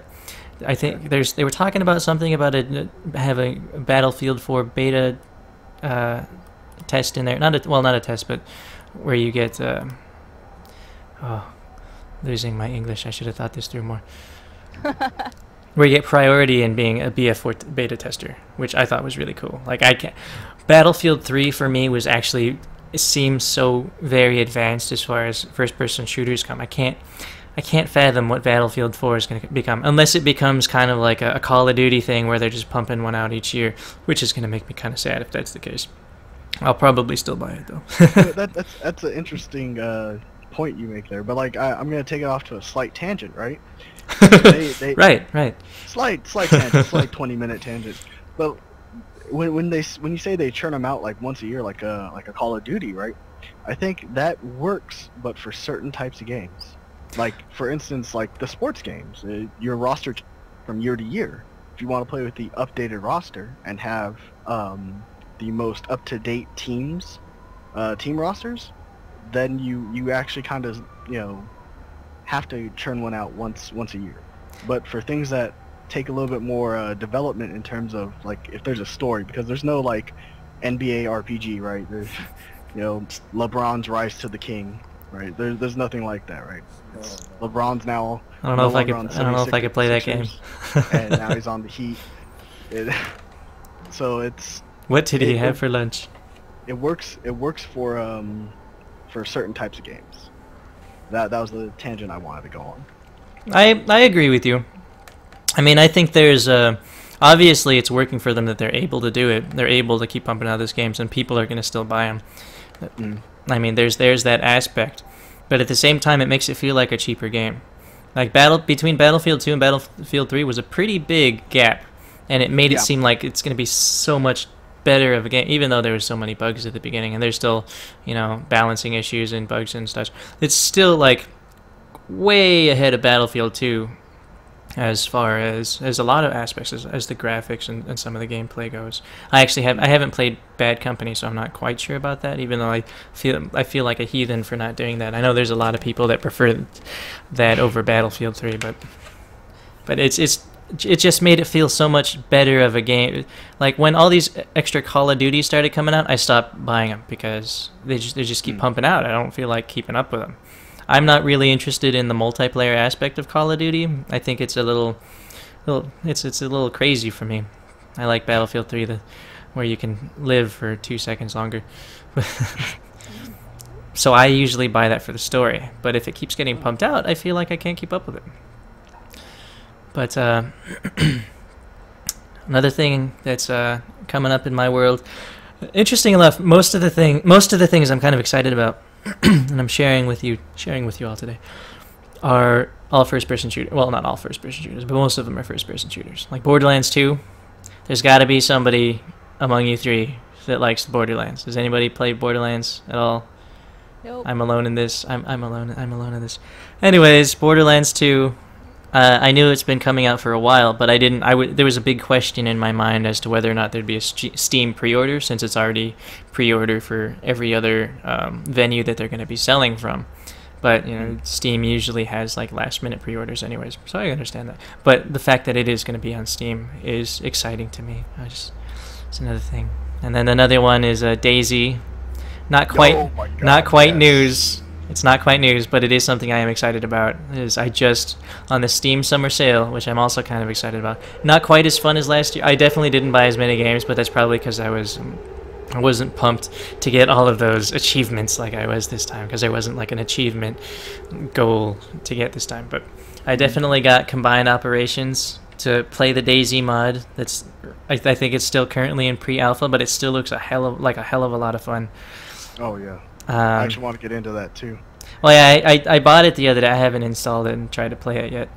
But yeah, I'm excited for that one. And finally, for the moment, Darksiders 2. I'm so excited for that game. I want that game right now. The last one, Darksiders 1 definitely felt like, well, partially felt like you're playing through a movie. And for the most part, I don't particularly like games like that. I like to be able to play through it myself. But this one had such a like, the gameplay itself was really, really fun. The atmosphere of it was really awesome. It was a very highly stylized game. The music was awesome. The voice casting was phenomenal. I just can't wait for the second one. I am going to be Death, like I always wanted to be. So dark, so Hot Topic. I'm kidding. I have to. No, Hot Topic has changed a lot. It's no longer the darkness it used to be. It's very mainstream. But that's a different podcast. That goes on Holly's next furry podcast. The Hot Topic, the store. Yeah. Yeah. Yeah, they have got a little commercial. They're in Marin now. When they start selling games, we can start talking about them more. Which might happen. They'll start. That's true. They'll start selling like My Little Pony games. They're gonna start selling Brony games. That's what it's gonna be. I would want to burn that entire franchise to the ground. I'm glad there's a level in Diablo 3 where I can kill unicorns and cuddly bears. With flowers creepy and crap like demonic backwards music going out in the background. That's It is really satisfying to see them just get sliced in half. I don't know what it is, or their heads just start rolling from like out of nowhere. I love the physics engine in Diablo 3. Wonderful physics. Okay, but for now, I think we've definitely gone way over time for needing a break. And Okay. at least my face needs a break. Okay. And that's what we're gonna do. We'll be back in like 5 or so minutes. If you need a smoke, 5-10 minutes, do it. No problem. Go into the old man. That's an old man. Welcome. You guys ready? Multipass. I am ready. Okay. Multipass.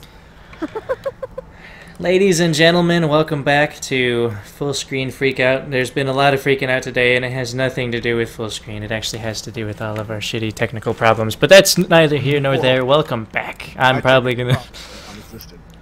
Hold on there. What was it? My technical problems are non-existent. Okay. Fine.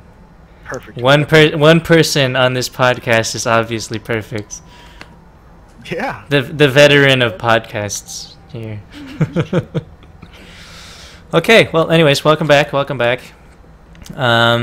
get on to the next topic. The next topic is the main topic of the day.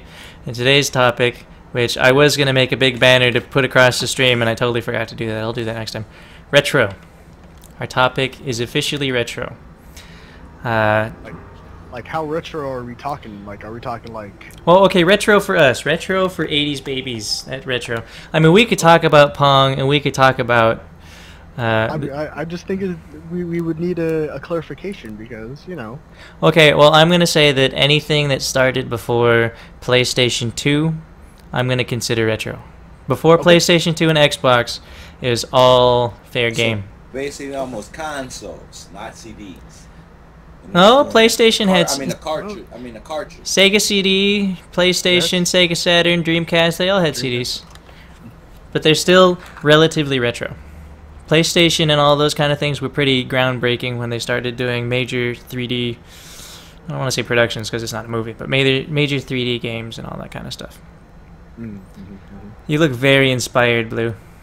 Very much. This is like how Michael Jordan got started, looking up at the hoop. Daddy, I want to play basketball. I want to play baseball. I believe I can fly. That's my racism for the day. Thank you.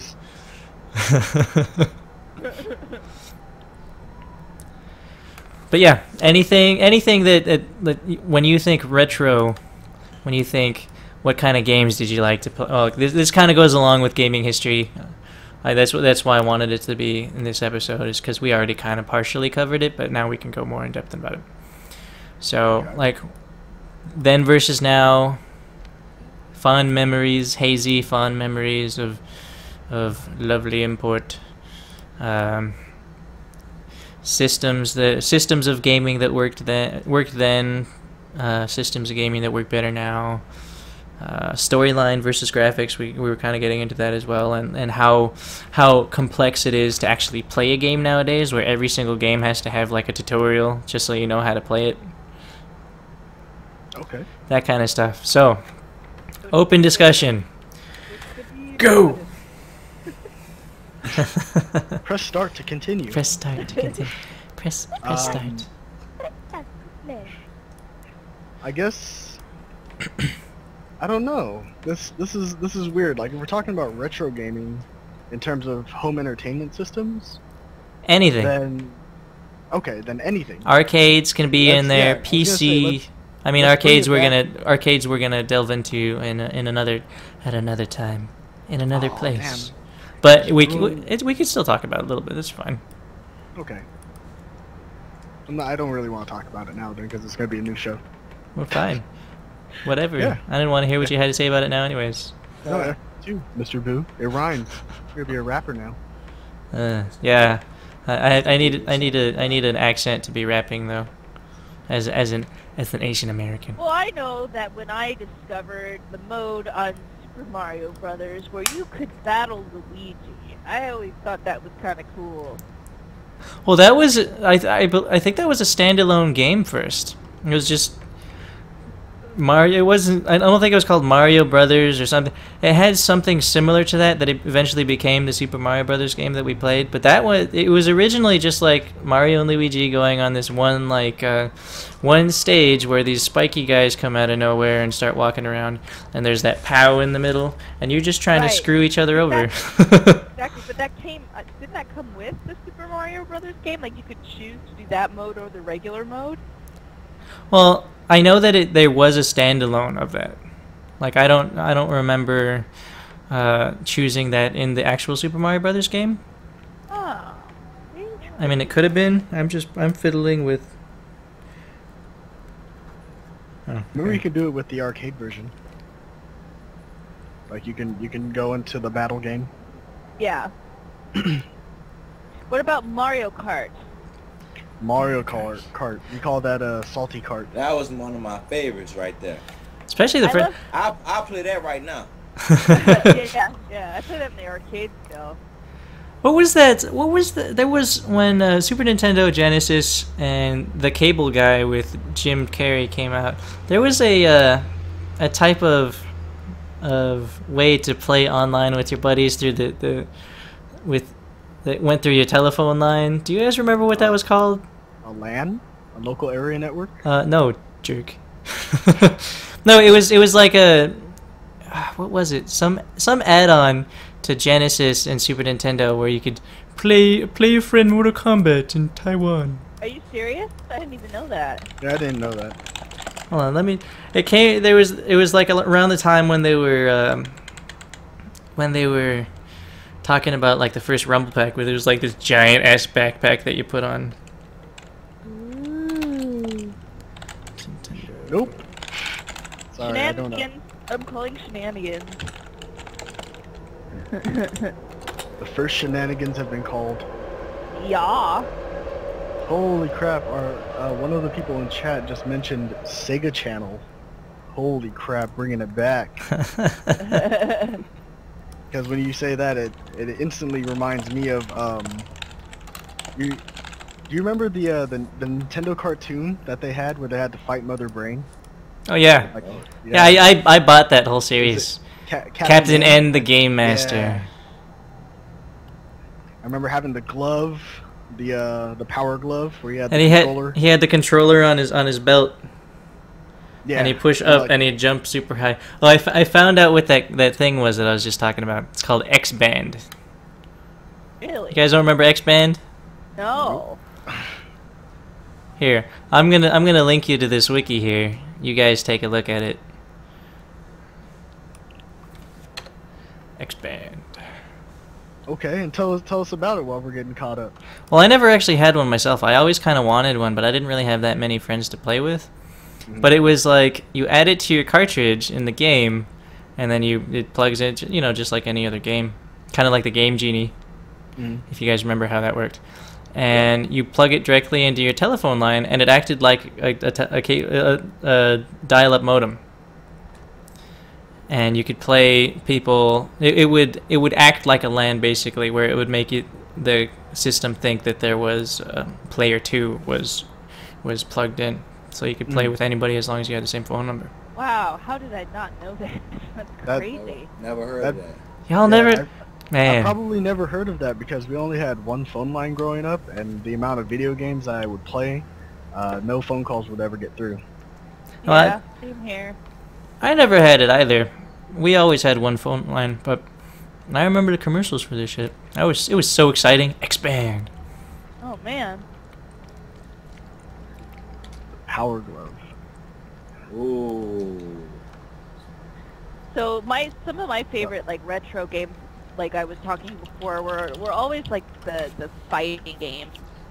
You know, like Street Fighter, Mortal Kombat, and then there were so many knockoffs too. Like Yeah, they were. Virtual Fighter. Yeah. Virtual Fighter was not a knockoff. You guys remember Ranma, like in a half?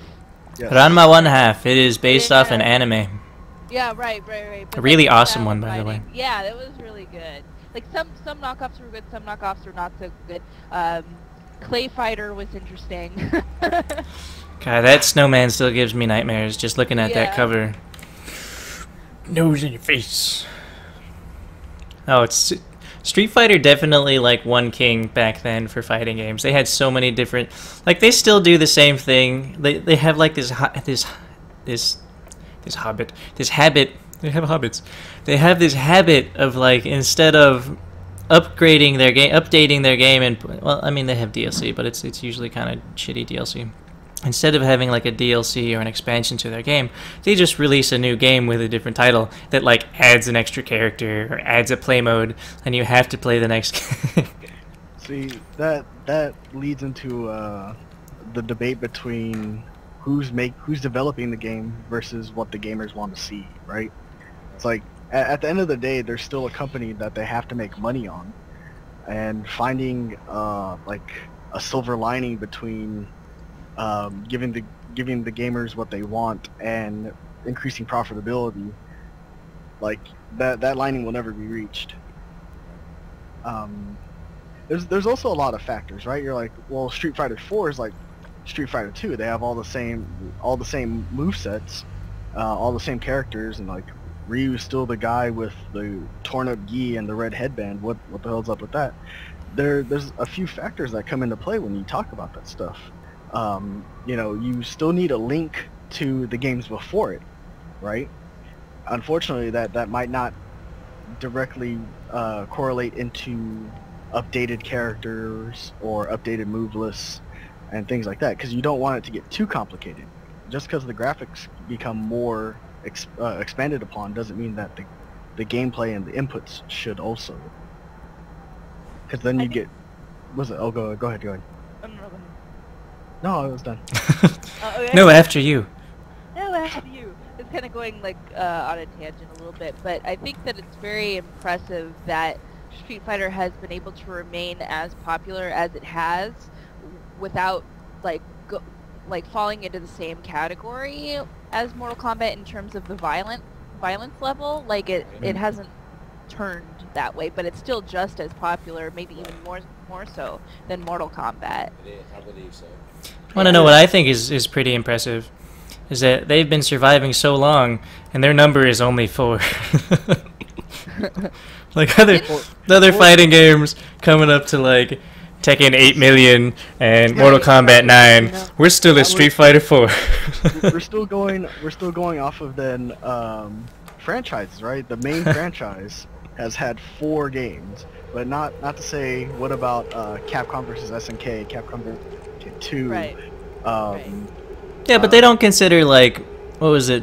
The DC Universe versus Mortal Kombat. They don't consider that a Mortal Kombat game. They don't put that into a number. It's true, but when was the last time just a solid Mortal Kombat came out? Mortal Kombat 9. Xbox. Yeah, but like before that, like that gap. Remember that gap? Yeah. Like, right? Like there's a large gap between like Mortal Kombat whatever and Mortal Kombat 9. See, I don't even remember it. Like the last I don't know. Mortal Kombat, I think there was a bigger gap between Mortal Kombat 3 and 4, and then after 4 they just started relatively pumping them out. I mean, which one are they on now? 9. I think. Just relatively call it Mortal Kombat. But when Mortal It was kind of Kombat a- it was- first came out, like, do you remember the uproar with parents? Oh yeah. Yeah. Yeah. Oh my god. So much blood and violence. They. Yeah. Because, I feel like. Sorry, go ahead. oh, go ahead. No, go ahead. After And then I shall go. Decisive. I feel like. I feel like they push the limit to what is acceptable in both gaming and movies a whole lot lately. Like back in the 90s, 80s, all the kind of crap that we're getting away with watching and they're putting on HBO and all that kind of stuff, they wouldn't have let it go on air. There's no way. I And they're mean, doing the same thing with games. The original Mortal Kombat, like, okay, oh, you saw a little bit of red on the screen. Like, the way the Mortal Kombat is now, where, like, you're impaling people and ripping out their spine and, like, eating it. I mean, like... Gets pretty bad. there's such a huge difference. It's really amazing, like, what's more acceptable now as opposed to back then. Well, that does bring up another interesting idea that something that I guess they still kind of do, but I still think was really funny was, what are you looking at, Blue?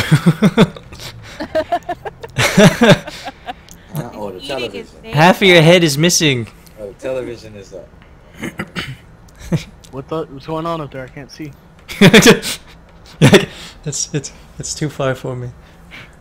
But no, one of the things that I always thought was kind of funny is like the option to change the color of blood, like in a lot of games back then, and sometimes now where like you can choose realistic blood or like this blue shit that just comes out Right. in its place. You change the color and for some reason it's okay. Oh, it's not red anymore.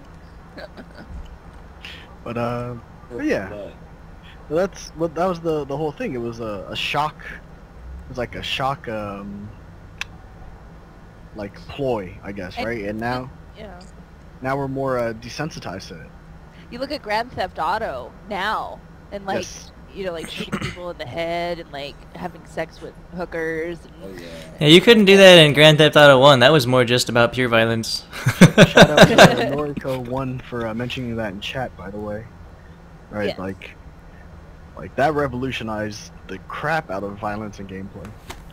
Like, I'm gonna just bring walk up down the street, hit that guy with a baseball bat. One peanut might not butter even get a jelly. star. wasn't there a game that came out like everyone got so upset about it? You're reenacting the assassination of John F. Kennedy, and you're the sniper, and you have to reenact it and make it a successful mission. Yeah. Yeah, I remember like people were really, really upset about that. I guess I could kind of understand it, like picking an actual real event. Maybe they should have just like made up one, but yeah. There was also a game I can't remember like what it was called, but it was so violent that it never got released in America. But that's because like there was like it was a 3D environment. There were like it was like battle royale style, and like you can cut someone's arm off and like beat them to death with it. Yeah. Or like Awesome. like I just forgot what it was called. It was so gory because it was unprecedented in the United States.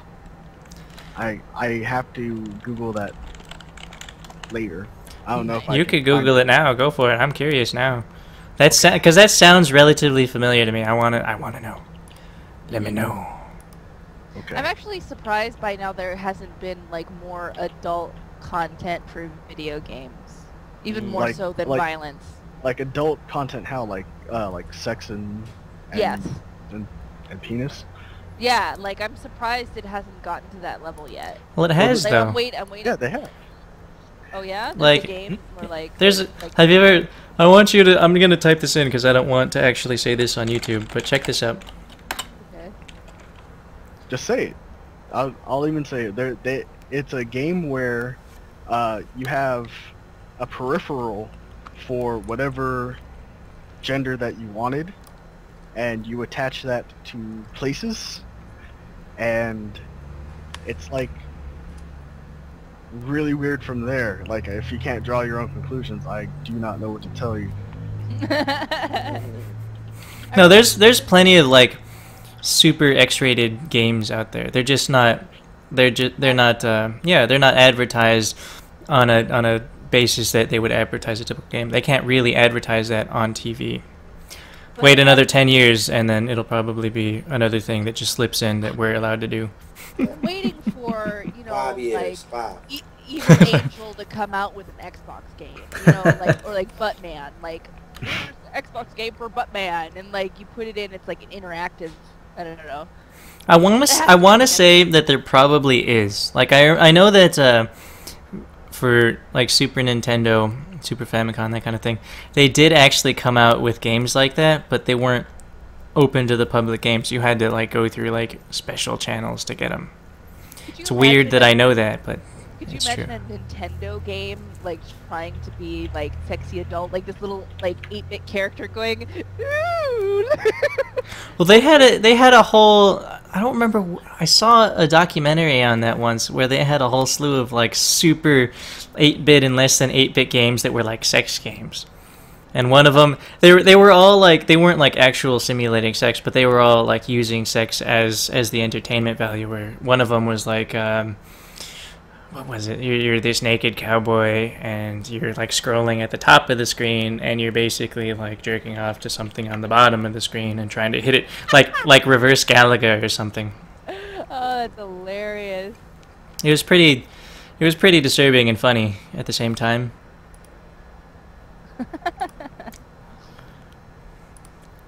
So I'm gonna start talking about other games now. How many of you? Okay, so how many of you actually did play any Genesis games, regardless of actually having had the system? I have. Okay. I played Sonic the Hedgehog. That was about it. How about what about role-playing games? Are either of you interested in any kind of role-playing games on the Genesis? Like, do you remember Shining Force? Do you remember Shining Force? Shining Force, Shining in the Darkness. Nope. Oh, Never heard of those. those are pretty awesome. You should check them. Well, they still make like Shining Force games. That's still a thing. They definitely have a huge difference. Like Shining Force itself was a turn-based strategy game. It's turn-based role-playing strategy game. Tactics style. If you ever played any tactics type games, but nowadays they're more like arcadey beat 'em up types. They still have the role-playing element of character development and leveling, but it just completely took out the tactics version of it and just have you beating the shit out of everybody. It's still a lot of fun, but I just thought it was worth mentioning. Well, all right. I feel like we have a big disconnection on our gaming histories, which is kind of cool at the same time because of the diversity, but at the same time we can't really. There's some things we just Double can't talk about. Dragon. Oh. Anybody play that? Yes. Throw that shit out there. That was the game. See why we can't have a new revamped Double Dragon? What would that be like? Because I don't know. that game wasn't the same. They messed that game up once they came out with the movie. I can still. Hey, that had Alyssa Milano in it, and that was all right with me. No, but It really was a horrible movie, but I liked it a lot. I liked it. All the gaming movies horrible, Mario, Oh, Street Fighter. I liked Mario Mortal too. Kombat. Hey, the Mario first was Mortal so Kombat was cool. watchable. First It Mortal was Kombat. Alright. watchable. But no, but what you say? Damn it, I lost my train of thought. Holy crap. Double Dragon. Yes, thank you. What that inevitably teaches you though is at the end of the game, you have to kill your brother to get the girl. Oh. Yeah, I remember that. Right? It's like They had a lot of fighting. It wasn't like Streets of Rage like that too, where you had the option to turn against your buddy and start fighting each other. I think so. But like, That was right, good like, Street of Rage. like, or how about this? Like, hey, my brother in red, yes, my brother in blue. Let's go defeat the Shadow Lord using our twin dragon powers. That sounds like a great idea. Hey, that girl's pretty cute. Yeah, that girl is pretty cute. Shit. Just save the world and I have to kill my brother because I want some poontang. That is pretty sad. That's not. It is though. They don't make a great team. No. He just my half brother on my daddy's Yeah, side. yeah. We don't Alright. even have the same color hair. He's a blind. I'm a brunette. Yeah, like, what up, girl? What's your favorite color? Blue or red? Oh, really? You're like purple. One of us got to die. Yeah. One of us got to go. It's terrible. Let me see if I can't. I'm really trying hard to find that game, but there have been so many games that have been banned. Oh. That's fine. Take your time. We got other stuff to talk about. All right, then go. Just go look. Go look. If you could, for everyone, what is your favorite game from your childhood? Like, what brings back the most emotions and memories for you? See, that's a hard. That's definitely a tough answer because. Hell Yeah. no, that's an easy answer. Final It has to Fantasy be Mario 6. for me. Well, okay. Final Fantasy VI was definitely one of the most emotionally inspiring games that I've played, but it's not the most. It's not. I don't want to say it's the most memorable because each kind of like I don't want to say era, but each stage in my development had like a different shining moment. Final Fantasy VI was definitely a huge shining moment, though. Well, okay, but like that's not going off of Holly's question though. Is what is it on a personal side? For me, it's Final Fantasy VI. For me, what did it for me was the music, the interactions, and each individual character or main character. It wasn't one main character. It was all these different main characters tying into one greater story. Bomb-ass villain, like plot twists, like great gameplay, and that's what did it. That like if I had to pick a video game that would define my childhood, it would have been Final Fantasy VI. One of the things that really touched me about that, I remember being depressed as shit the first time that I played through that game, and I didn't know that you could pretty much save everybody if you met certain requirements.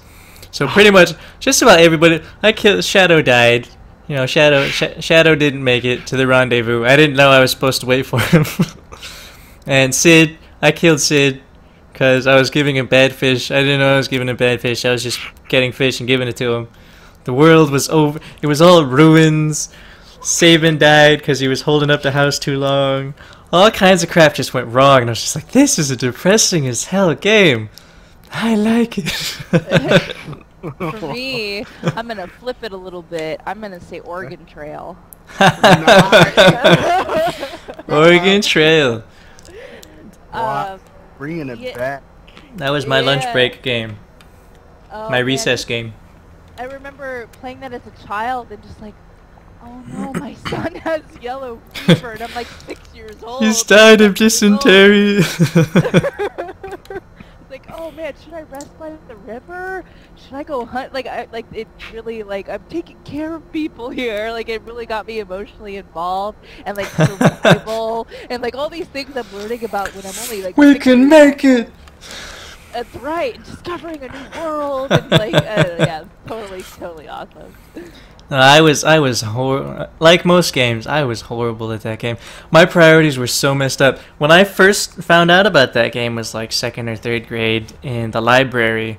They had like a few Macs, and Oregon Trail was on the Macs, and I saw people playing it, and people had to take turns playing the game. They had to there was like a sign-up sheet or something. And all I knew about the game is that you shoot things to get food and all this other stuff. So when I'm first leaving the town, I stock up on all kinds of ammunition and all kinds of meat and things like that. And the first day, I just keep hunting and hunting and hunting, and it gives you that message where you're like, if you hunt anymore here, food's gonna become sparse. I was like, okay, well, I'll just move on to the next area, keep hunting. Oh, gotta ford the river? Whatever, we can make it. Oh, half your party's just drowned. Crap. Whatever, we can still hunt more food for us. And everybody died of, like, gingivitis. Everybody died of scurvy. It's like, not enough veggies in your diet, sir. But that is what Oregon Trail meant to me, is just shooting animals. If you think about it, it was a little bit like Sims. Like, you had to make sure people went to the bathroom on time, and, like, ate on time, and, like, you know, very interesting, yeah. See, that's where Sims gets me. It's like 64. Oh, wait, GoldenEye?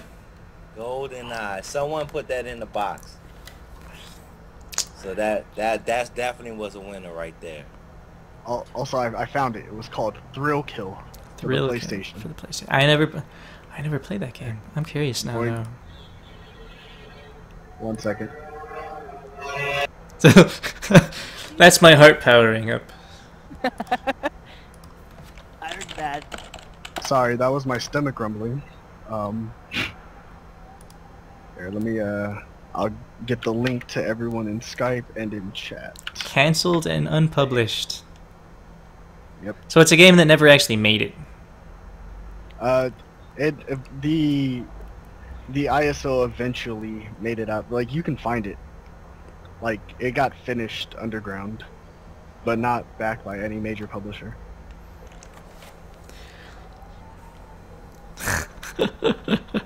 Oh, I like this. Games depictions of violence and sexual content, including BDSM and fetishistic costume and axe, limb dismemberment, violent special moves like bitch slap and swallow this. It sounds like a Combi Christ album.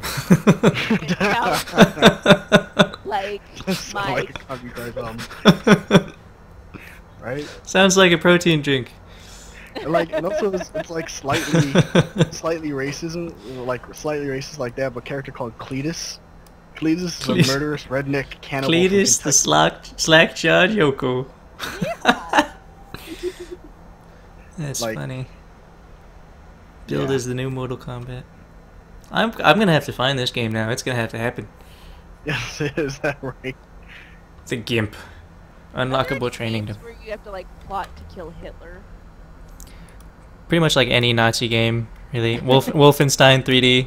Like, I think you can also do it in Call of Duty. I don't know. I know that's Castro. Sorry. Yeah, I don't know about Call of Duty. I mean, they had, excuse me, they had like the WW2 Nazi zombies thing, but unfortunately Adolf was not one of them. Yeah, well, don't forget like Wolfenstein. Oh, I mentioned Wolfenstein, sir. No, I didn't hear you. Wolfenstein 3D. Also, Return to Castle Wolfenstein. And the third one, I forget what it's called. I have it on Steam. Leaving Castle Wolfenstein. There needs to be more Remaking about Castle Wolfenstein. vampires. Like Castlevania. Yeah. Nazivania. Adolfcula. Oh God. Drakitler. Anyway, How horrible can I be right now? the most. The most. I The can absolute be most. horrible.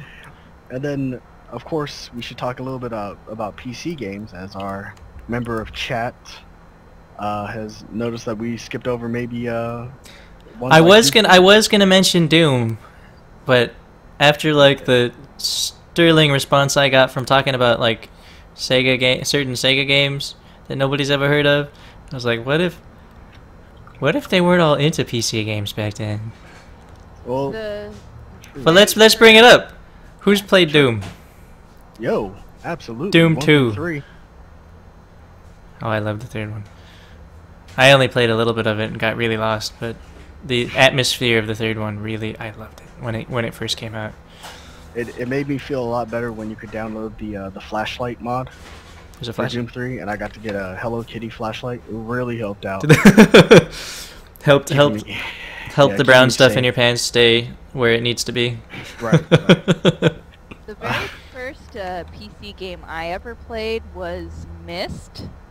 Oh, then- That's Yeah. that's a classic right there. I never got into it myself. creepiest game in the world. I'm too dumb as shit for games like that. But the PC game that The really, music was really great. got me into computer gaming was American Mickey's Alice, which my whole left arm is tattooed. dude, But that game was so incredible. Like, they still couldn't meet its standards with the new release that recently The came Madness out. Returns. Like, not even close. Yeah, not even close. the last boss in spoiler. The last boss in American Mickey's Alice was creepy as hell. Well, yeah, it was the queen, and then she turned into this really Giant like tentacle Yeah. rape monster. Yeah. Maybe that's why I liked it so much.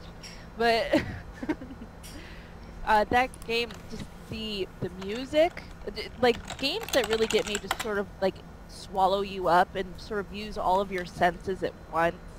I mean, where you're at your computer and you're like, oh fuck, and like, you know, you're really sweating and you're feeling it and your heart's racing because you don't know what's like behind you and around the corner and something's coming at you with a knife. Like, games like that, man, it's really hard to accomplish, but the ones that do, incredible. There was one thing I really didn't like about that game, though. I really didn't like the first-person platforming. I hate first-person platforming, where you're in a first-person view and you have to jump to certain areas, and if you miss, you fall down. All this other, it's so frustrating. Yeah, jumping. That was one of the most difficult parts of the game. Was like jumping from one point to another. The amount of times I heard my avatar go, ah! Like I can like. Like I can understand that in reality, if you jump off a cliff, you shouldn't expect happy results from that. But for a game, I don't know if that should be like the hardest part of something where you're battling off a Jabberwocky with a wand or a knife. Like I think that should probably be hard enough. I love the weapon selection. I just thought it was very like imaginative, and I think they, even though it was such a dark twist on like a child's story, I think, yeah, I don't know. I'm totally kissing the butt of American McGee, but like the art direction was so phenomenal. Hello, Mr. American. Mickey. First name American. But they waited so AM. long to release another version of it, and it was. I played it on the console. On a console, I didn't play it on computer, the one that recently came out, and you just don't get the same like heart beating out of your chest type response. It's not the same. Have any of you ever played any of the dungeon crawlers that came out on PC? Lands of Lore, Dungeon Hack. Nope. None Tell of us those. about it. I should tell you about it. There's a game actually that well, actually not only kind of, it really reminds me of it, that recently came out from an indie developer. The game's called Legend of Grimrock. How long ago did it? It was like a few months ago or something. That you create 4 characters, that can, and you choose you vaguely choose their skills. And how do it's hard to describe. There's not that many things to compare it to. Well, I guess you could compare it kind of to the way that you moved in like Wolfenstein 3D and Doom, where there's all these corridors and these kind of only certain ways that you can go. And except it's more melee involved, very fantasy-based setting. There's spells that you can learn, and all kinds of fantastical creatures instead of a bunch of Nazis or demons. It was a pretty big title back in the day, though. Patrick Stewart even voiced the king, and he did a pretty epic job. He did. You got to look for this game. I think I could be wrong. It may be on GOG.com. You might be able to find it there. which they specialize in DRM-free games, typically retro games, but they're getting into the indie scene now, that have been modified to be able to play on like Windows 7 and Windows XP and stuff. So if you're really interested, I would suggest you go and look that up. And no, they're not paying me to say that. I wish they were, but they're not. Me too. Oh, I didn't even bother getting to the end of 2. The first one was the only one that I liked. 2 and 3, I couldn't even start playing them. Mm-hmm. I'm looking for all those that aren't paying attention. I'm looking at the chat, and Noriko's saying the final boss for number 2 sucked, and I believe it because I feel like the whole game of number 2 sucked. It was nowhere near as open to you choices wise. It's kind of like the difference between, if anybody's played it, Final Fantasy V and the others, where like in Final Fantasy V you can choose job classes and all that kind of stuff, and the others you basically already have these characters that you have to go in a certain way. That's the difference between Lands of Lore 1 and 2. Okay. Interesting. Very interesting. I think for oh, go ahead. No, go ahead. Okay, well, We're gonna be dancing like this all night long. Since you went first last time, I'll go first this time. I was gonna say, what did it for me? My first PC game ever was Heroes of Might and Magic. That's the big one that did it for me. Just that strategy, building an army, building an economy type thing. That's what kind of led me into StarCraft, and then StarCraft Brood War, then StarCraft 2 Wings of Liberty. It was like the gateway drug of gateway drugs for my PC gaming experience. Heroes of Might and Magic, I definitely spent a lot of time on that, and pretty much all of the games that came. Well, okay, I didn't spend that much time on 5, or I bought 6, but I haven't spent much time on it. But the earlier ones, definitely, I sunk some time in those. I cheated like hell too, because I always tried to put like 4 other computers against me or something that maxed out. I'm like, whatever, I'm just gonna add extra dragons to my army and take over everything with my one hero. Right. But in back in that day of gaming, like I was a big tag along. What would happen is my cousin Mike would go out and buy a game, and he'd be playing the game like Diablo 1 or Command and Conquer 1, Warcraft 2, Warcraft 1. He'd get these games and he'd be like, you gotta play this game is awesome. And it took me like a month or 2 to convince my mom to go and buy it for me. Then by the time I got it, we would play a little bit, and then he'd be sick of the game. He'd be like, whatever, going on to the next one. Heroes of Might and Magic was definitely one of those, but I just kept playing it. Well, there is an exception. We played Command and Conquer a decent amount, him and his brother and I. And Warcraft 2, we would spend... oh, my mom got pissed at me a lot, because we would be up till like 3 in the morning playing and giggling. Like we'd get into these just giggling fits the more and more tired we got. I think we at that point we called it drunken laughter, because that's what we thought drunken people would be like, just laughing uncontrollably at the most inane things. And we'd be talking on the phone at the same time, because at that point we had 2 lines, and just hogging up the phone lines and spending some minutes. My mom was pissed. Well, that's all right. It happens. But that was definitely my trend. A lot of Blizzard games in there, and the Command and Conquer franchise. Although after the first ones of like Command and Conquer 1 and Command and Conquer Red Alert, I couldn't get into them as much. Like I played Command and Conquer 2 and 3 and Red Alert 2 and 3 and Command and Conquer 4. I played them, but I could not get into them as much as I did the first ones. Like I just couldn't do it. The stories just went weird. Okay. Yeah, didn't really play too much Command and Conquer. In fact, not at all. But man, that Warcraft series. Oh my God. That was another gateway drug that led me into World of Warcraft. The biggest drug. But the only reason why I played World of Warcraft was to kill Arthas. Right?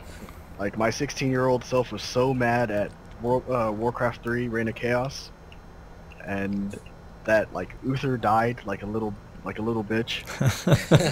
I was so mad at that. Like especially when you play these games, you're like, okay, this guy's a level 18 paladin, or whatever level cap was, right? And he's killed by a level 2 death knight. What Whoa. the fudge? That is so Yeah. unfair. He had an old man moment. His back went out, Yeah, and he just so- fell on the sword. and That's what happened. And that's why I quit World of Warcraft after Wrath of Lich King. I killed Lich King or Arthas on hard mode 25. I'm like, you know what? My mission, 16-year-old Ryan, my yeah. mission is complete. Ryan, we need you. No, you don't. Yeah, exactly. That's why I didn't play Cataclysm, and I didn't play. I'm not gonna play Mr. Pandaren. I remember when World of Warcraft was coming out. The only other big MMOs, well, one of them was a big MMO. The other one was just like kind of a minor one that certain types of people knew about. The other big MMO out there was EverQuest. Everybody remember EverQuest? Oh yeah. I suck. Yeah. I tried playing that game and I fell into. I bought the game, installed it, and walking around the first 5 minutes, I fell into this like pool, and for the life of me, could not get out of the pool. And I was like, "That's it. I quit. I don't want to play anymore. I don't know how to get out of this pool." Oh, But when World of Warcraft was coming out, and Warcraft 3 and all that stuff was, it was pretty big. I kept thinking, there's no way this is going to do well. They're doing real-time strategy games, and they're trying to step on the toes of EverQuest. This isn't going to happen. Yeah, that's why I don't predict the future right there. right. I remember people were starving themselves playing EverQuest. They actually added a feature where if you typed in /pizza, it would call your local pizza company to have it delivered, because people died starving themselves playing that game. Mm. Wow.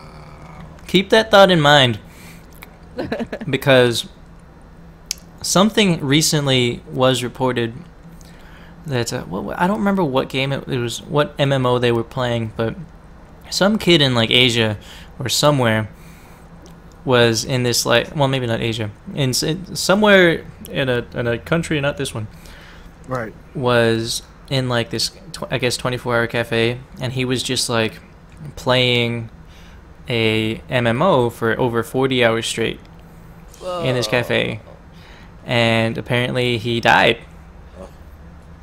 He got deep vein thrombosis, and he got a blood clot, and it just killed him. Oh, we can treat that.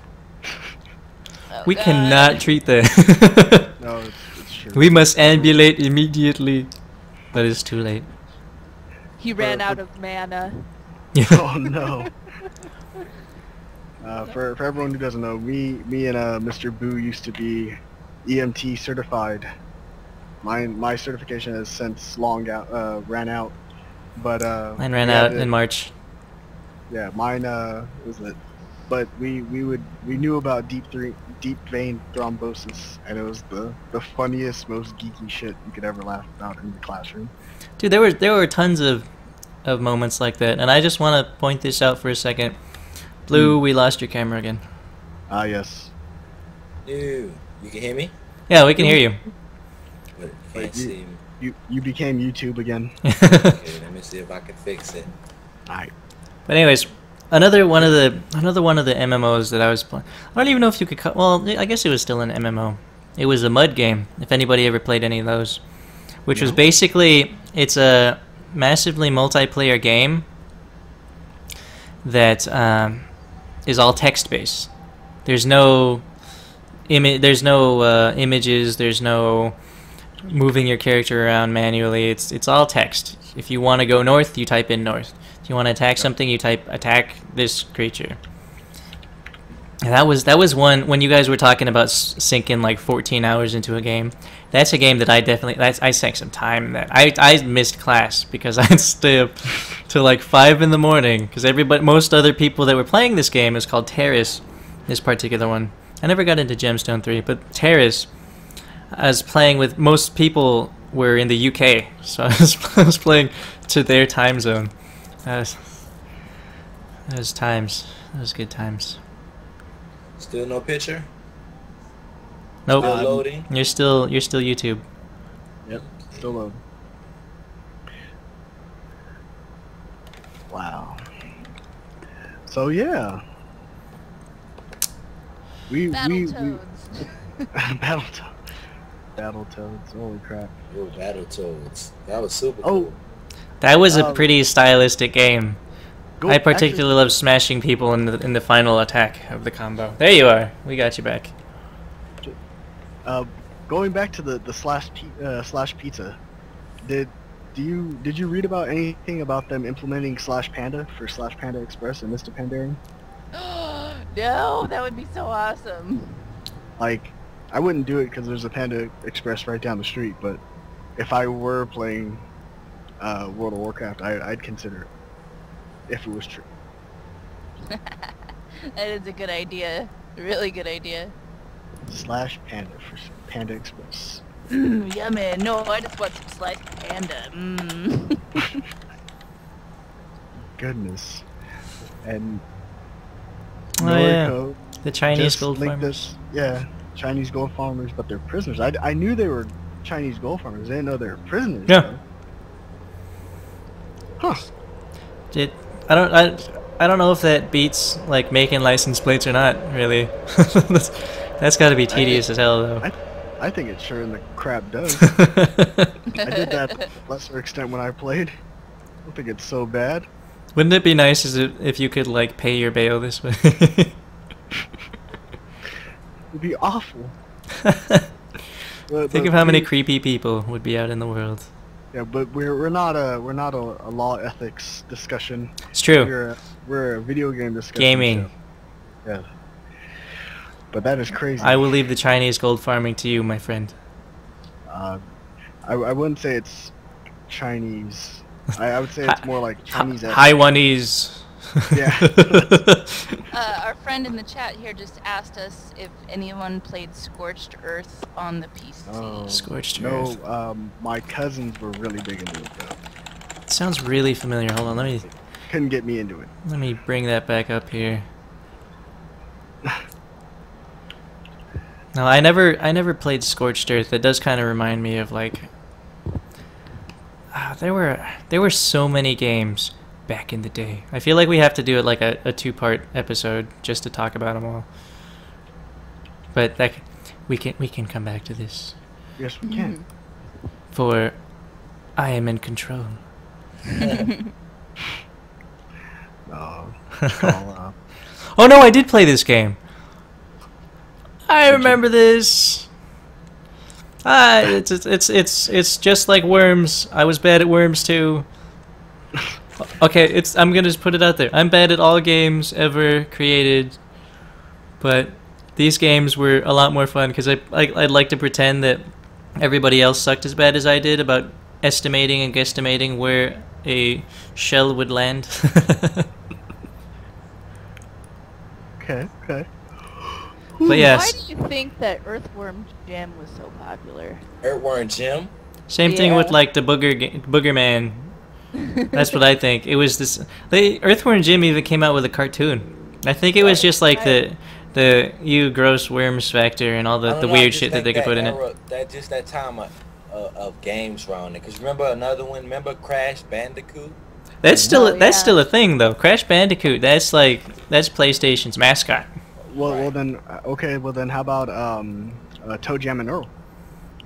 Goes off the same thing. That gross, gritty, like disgusting gameplay, but like comical elements. That was just the thing back then. Like back in Super Nintendo era, even Nintendo era, like platforming was the king. If you could make a good platforming game, or if you could make it solid game mechanics, you could put any skin on it. I mean, it's relatively the same game. It's just, in my opinion, the stories can obviously be different, but it was a lot harder for them to convey a story back then. One of the genre of gaming we haven't really touched too much on is like the racing games. Did anyone get too deep into the racing games? You know, that's on my list here. Did anybody hear of a game called RC Pro Am? Holy shit! Oh yeah! My good lord! RC Pro Am. Yes, absolutely. Yeah. Used to get hella salty at my brother. Like that was one of the real like brother rivalry. RC Pro-Am, Excite Bike. Excite Bike, yep. Some of the racing games back then were well, until you get to like Super Nintendo stuff, they were really shitty. RC Pro-Am was fun, and like the off-road like Monster Truck one was fun, and Excite Bike was kind of fun. In the arcade. Yeah, with the with the wheel that was like the worst way of controlling because it didn't the camera didn't follow you. You had to figure out which way you were turning. You were all turned around. Which way is left?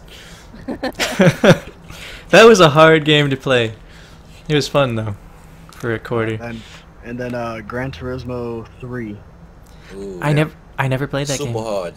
That game was hard. Oh man, sunk a lot of hours into that game. Like me and my friends actually tried to do the 24-hour race. I think that was actually in GT4 though, but we spent a lot of time in Gran Turismo 3 and for sure, and crazy stuff.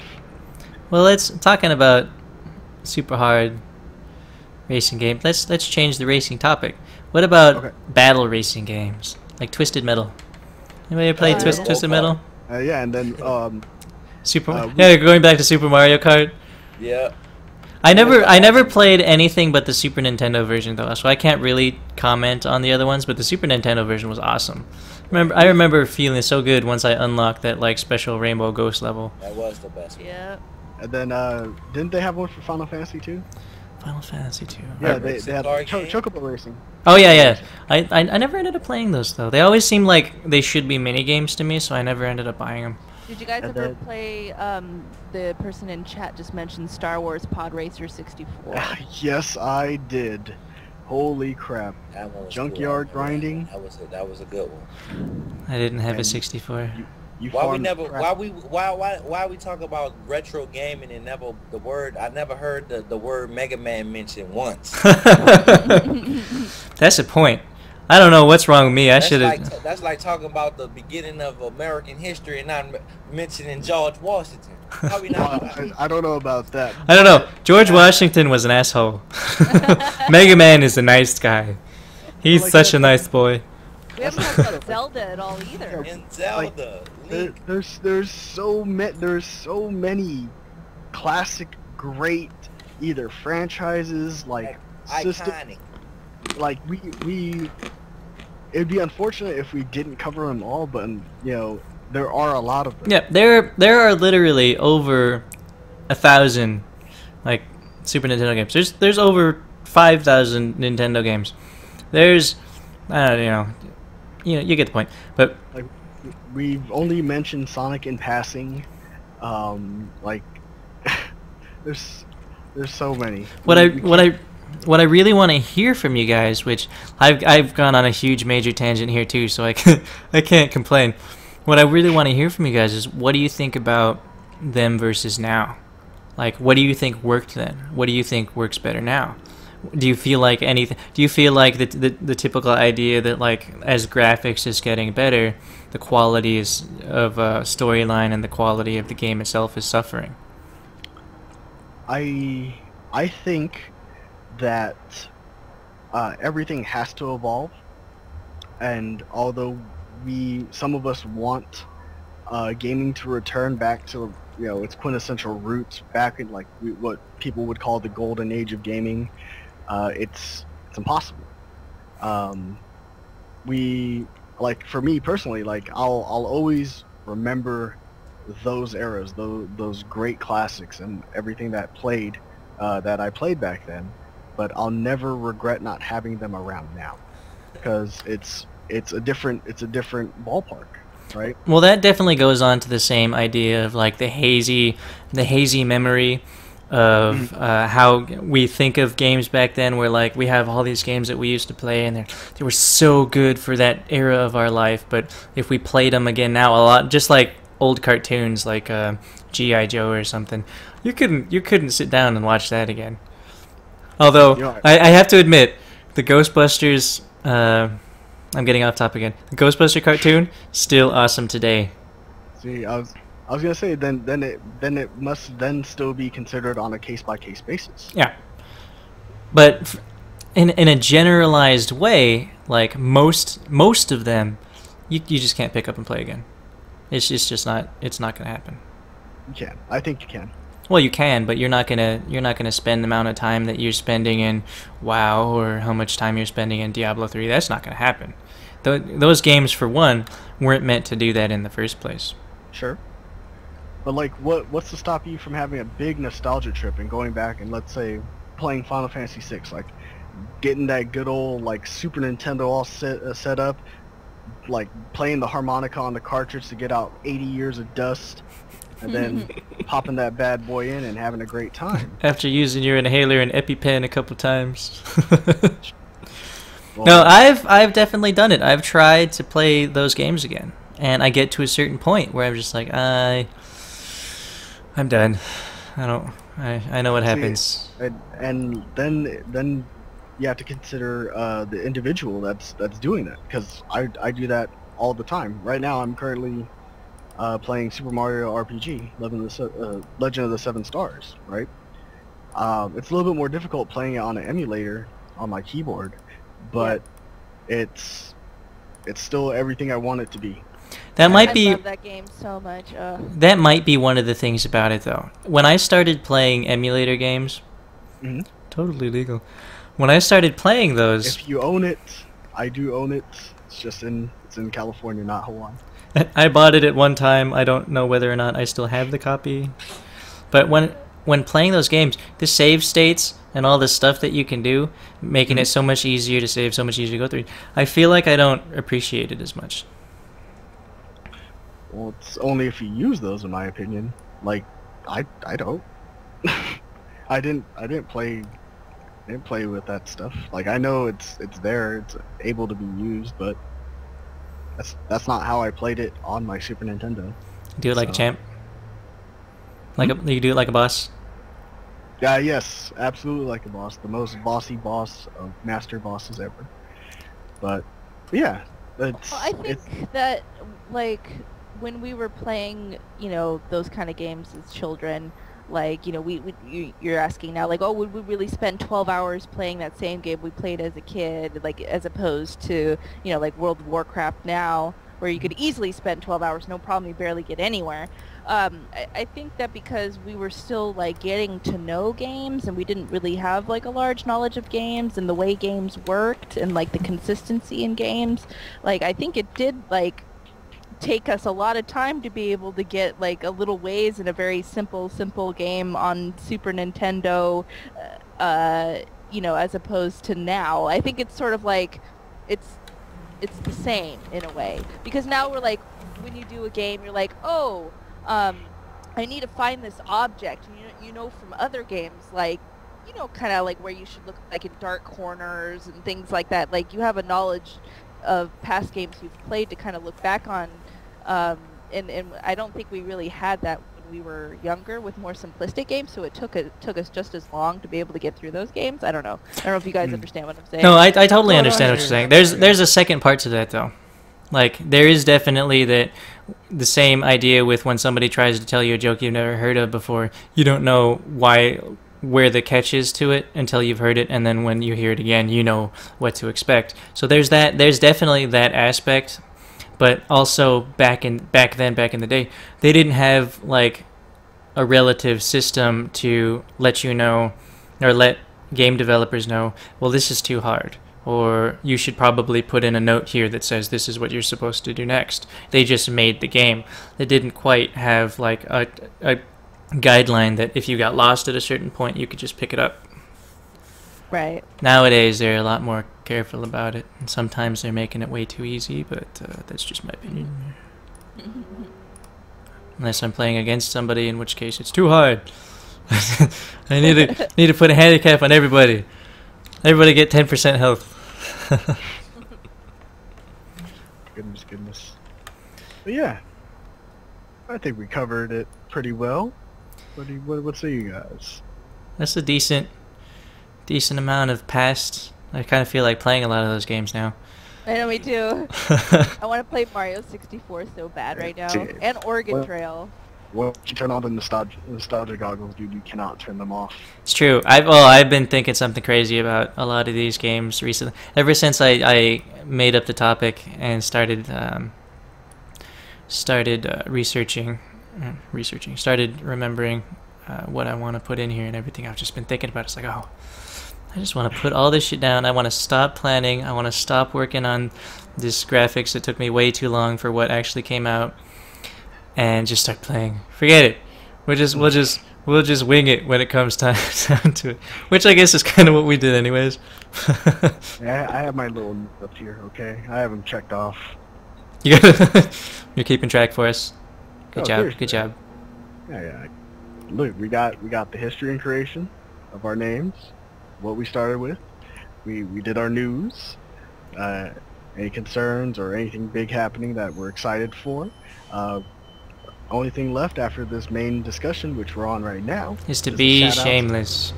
Shout out to shameless plugs. Yeah. So, like, you know, yeah, we're flowing pretty well. It's not there's structure in the show. Structure.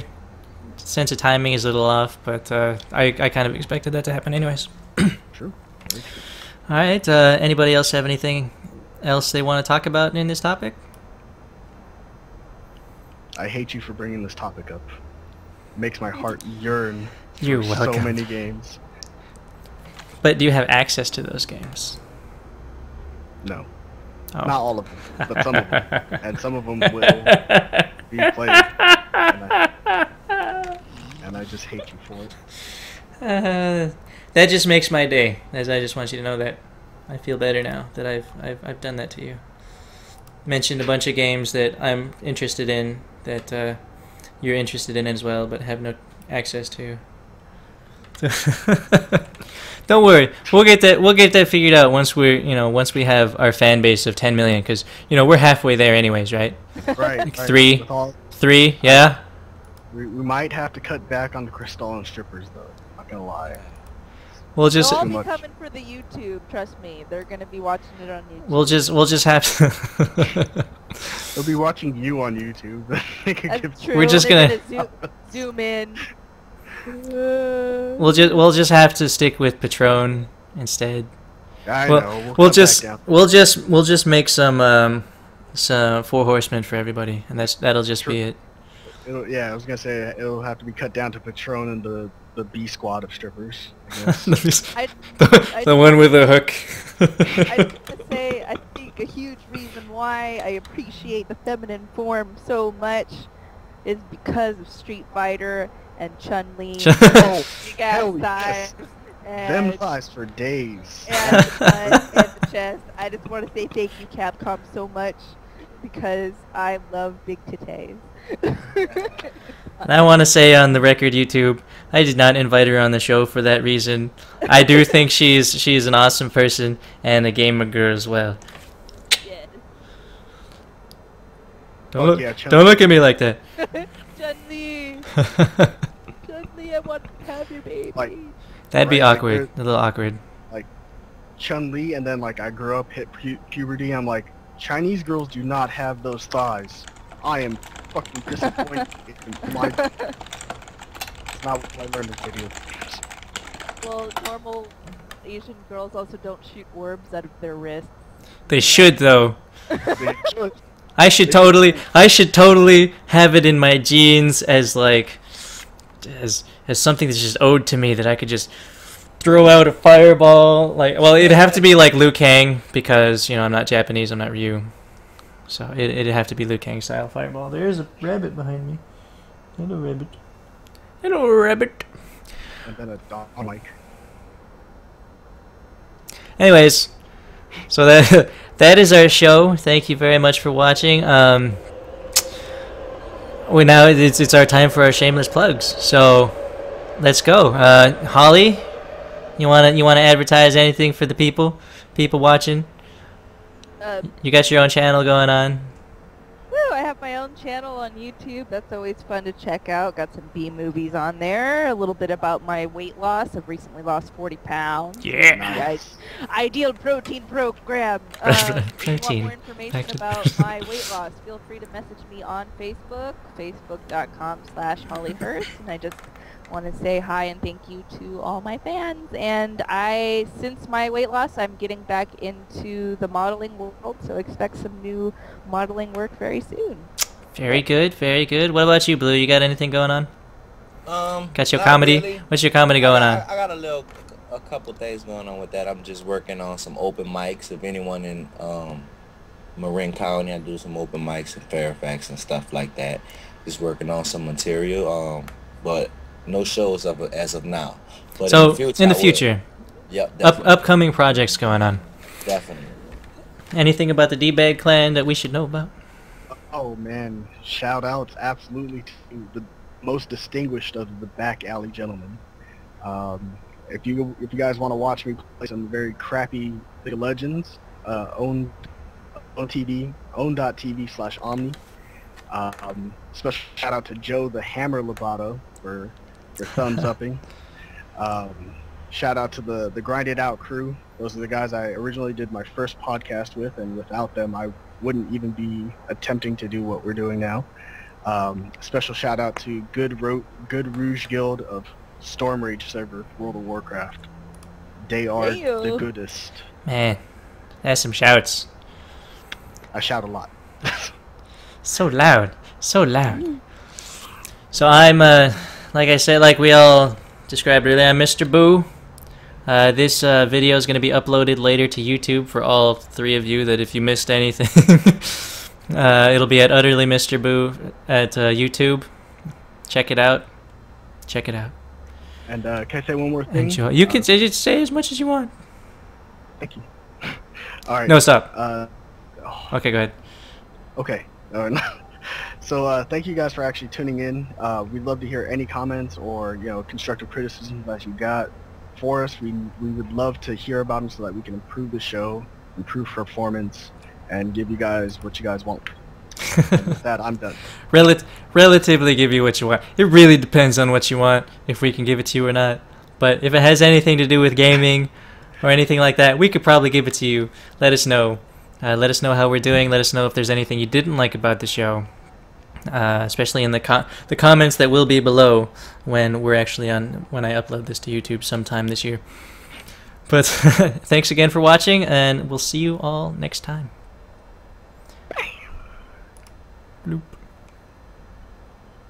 Is it done? I'm gonna wait till you say some extra stuff, and then I'll stop the recording.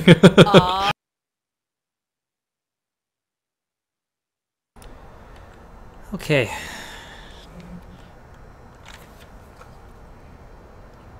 Sorry, I had my volume down again. What'd you say?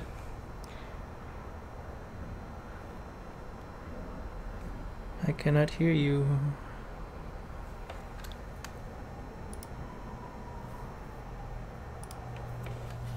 That's because my mic's muted. Oops. It's a good reason. Ouch, that Yep. hurt. That hurt. Turn the volume up. Like, what happened? You're a dick.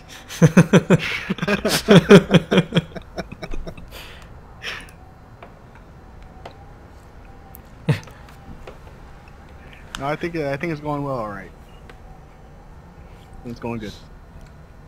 Are you still looking at the podcast? Yes. Okay. I'm doing all these faces. I don't know if anybody sees them. Like even while she's AFK, we see her boob. That's just terrible. That's fan service right there. She's dedicated.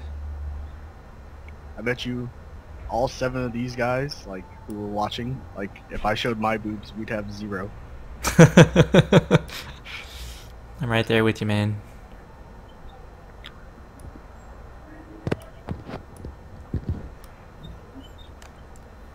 I've been paying attention to the Skype call itself this whole time and not really looking at the actual stream. Didn't realize that only like 80% of your head is showing. No, that's all right. That's all right. We can fix that. that's just getting used to the border, because obviously my camera doesn't match up with the overlay. So that's a me issue. See, it isn't you. It's me. I'd rather it be that way too. Adds a little depth. What could his chin look like underneath all of that Super Nintendo cartridge? Doubled over and stubbly. It's okay, I got you right there. I'd much rather do this. It's kind of a little glassy way- there. So you have like a Super Nintendo Ninja cowl over your face. right. You see my forehead and my eyes. That's it. That way I can be like Wilson from Home Improvement. Heidi ho, neighborino. No, that's Yeah. that's Flanders. Oh, no, he said Heidi ho. He didn't say neighborino though. It's true. Heidi ho, Mike. Oops. Hi there, Omnison. My name's already been mentioned. My anonymity has been broken. Anonymity. Who said your name? Well, this part's getting cut out anyway, so it doesn't matter.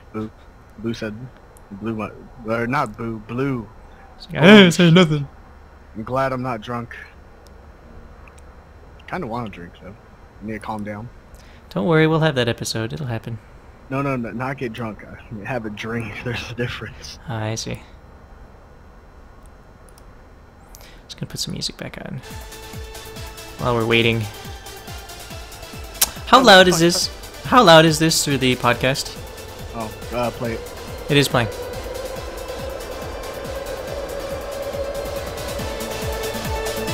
Oh, I can definitely hear the train in the background. That's the thing, like, this is playing so loud through my headset right now. It's playing. It's not great audio quality, but it's playing. Well, I haven't. I have it barely at like 10% volume. No, it's because it's like fine. super loud in my headset. It's fine. It's something. So how you think it's going so far, Mr. Boo? Mr. Boo don't know. Well, we went from having 12 viewers to 5. It's not bad for our first show. Well, considering like 3 of them... You know what? I wonder if anybody's been trying to text me. Well, let's see. Oh no, nobody's texting me. So, like, the people that said that they were going to watch probably not even paying attention. But I understand, because we were, like, shitting around for an hour trying to figure out what the hell's going on. That's alright, but see now, it's kind of like a pre-release, right? Like when you get a game ready for release, you still don't know how well it will do when it's released. Like oh, new World of Warcraft expansion. There we go. I'll just separate the audio there.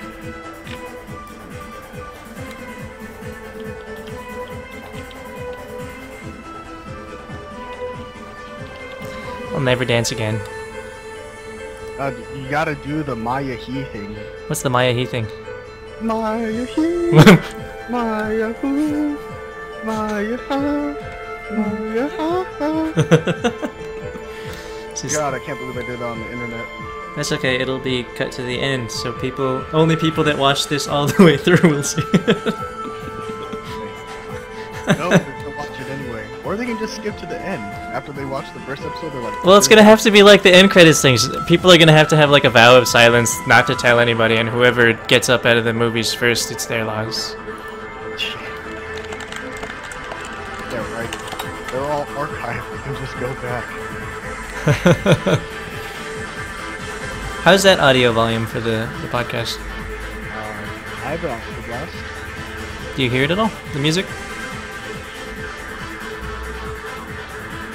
Right? Oh yeah, I hear it. I have an idea. Where's my oh, there it is. All the way on the other side of the world. Oh no, I have a button. No, that wouldn't work. I have the stream turned up to max though. There. Skype. You know I'm doing a show. Well, I don't want this to get too loud because then I don't want it to interfere with my mic. But I can just mute one source and turn it up louder. Okay, tell me how this is right here. Okay. I just put it to max. And it went back to Bionic Commando. Oh, you're louder. Is it kind of like elevator music loud? No, it's non-existent. But anyway, I believe we're all back. We are all... Whoa, somebody just disappeared. Wait. Give me a second, wait. Uh-oh. Trying to fix something. He turned into a white man again. Hold up. A gray man. Gray man. D gray man. No, don't even start. That series had so much potential, and it ruined it. It's still going. It's just in manga form. Yeah, like it turned out it started badass, and then it turned in from D gray man to D gay man. I liked it. Okay.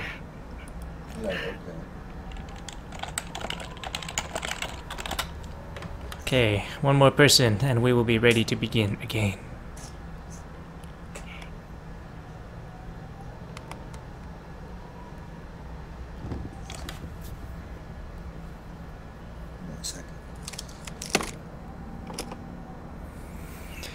Just kidding. 2 more people. You guys are terrible. Docking your pay. It's minus 15%. Yeah, so next time... Of 0. next time, no Crystalline strippers. Our production value's been shot because of it. Gotta fire our hired actors aren't giving this their full because they know they're not being paid enough for it. It's alright. It's okay, we'll forgive them this time. Oh. I gotta find out a better way of adjusting my camera because right now it's sitting on top of a Lawry's garlic salt with ground parsley. Well, why is there any way to have it so that you don't have like the Adolf Hitler God shot? The Adolf Hitler God? Please, I need that shot. No, but okay. No, like if I put it on top of my monitor, I'm too far away that I have midget head. You could always put that effect on that makes everything like large up. It didn't work. We tried that yesterday. Okay. It'll only work if there's just one person involved. Oh, that's right. That's right. Because I think it has trouble broadcasting the feed to multiple cameras or multiple people. Seems kind of silly. I hear and visually see blue. No, a blue border is what I meant. Okay. Well, every time you guys talk, the border around your frame lights up. Yes. Oh, that was way off alignment.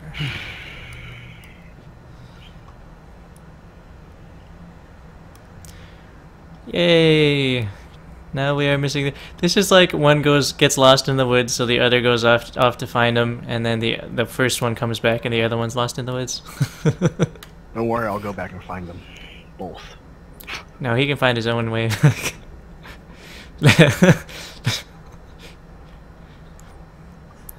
It's a good opportunity to be super racist there, but I decided not to.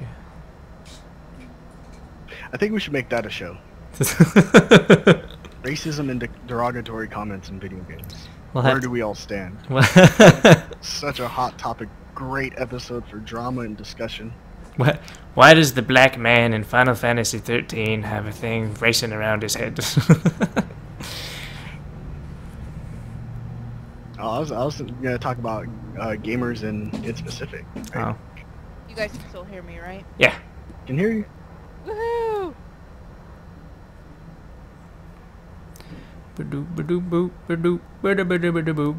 I wonder how big this file is. I'm glad that my new hard drive came in. Well, we've been broadcasting, what, for 2.5 hours, and you've been recording about an hour and a half of that? Yeah. It's probably a very big file. Yeah. But as long as it's under a terabyte, we're good. Well, all in all, I think it's going good. We'll probably work on trimming down the next episode, especially since we're gonna have Brian on. Yeah, I was actually afraid that the general topic of the news section was gonna be like too short, but I don't know what the hell I was thinking. Like the general topic of the day is probably gonna be shorter than our news segment. Well, that's all right. Which I'm fine with it. I didn't expect it. All right, all right. Protein hour. So no comment. So that liquid looks a little nothing. and with a comment like protein R. Fan service indeed. Yeah, I'm gonna have to put like an M for mature rating on this video. Rated M. Rated I for innuendo. No, that's where the V goes. Well, that's never mind. Yeah. Can't say. That's then we really will have to put M for mature. What you do is if it gets on the forehead, I'm saying it anyway, because we're off air or blooper reel anyway. Well, I was talking about Rocky Horror Picture Show, but I think I know where you're going.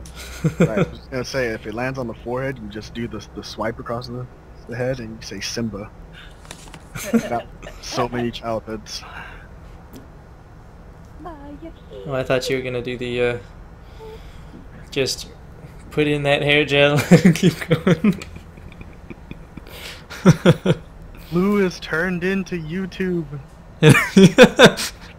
Always loading, never loaded. I don't know if that's a good thing or bad thing though. Who knows? Who knows? The Xbox load. Dude, I have to actually change this camera angle for the next show because if I look at my screen, I swear it just looks. The camera will look at me looking at Holly while she's like taking a drink. And I have like this creepy ass smile on my face. like I can look at the screen right now and be like, oh yeah. Right, and I'm just looking at my screen. But what everyone. Where's Blue? Blue, where are you? You guys don't see me? No, you're loading. I don't know why I should be here. I'm here. You can see yourself? Yes, I can. Just had a fan on Facebook said that they tuned in and they can't hear me. Those bastards. Oh, I mean, no. You guys still can't see me? Yeah, no, you're still loading. Yeah, you're still loading, brother. This is a weird problem. Well, that's why we have this this great first show for everyone, I don't, so we can work out the kinks. I don't think we should call this Origin. We should call this Technical Difficulties. Mm-hmm. We should also call it How Not to Run a Show 101. How to get the show shitty. No, it's okay. It's always a learning experience, right? We are the proverbial noob at broadcasting, so if anyone wants to get salty about, oh, noobs, you guys need to get on the level. Hey, stop moving. Stop moving. I can't pick your nose properly if you're moving. I'm about to do my impression from The Fifth Element. Uh-oh. Since Oh, there you I are. have There you A are. prop with me right now. I have chicken in my hand. Alright, ready? Chicken! Oh no. Dallas multi. There's Blue. He's back. He is back. Welcome back, Blue. Dad.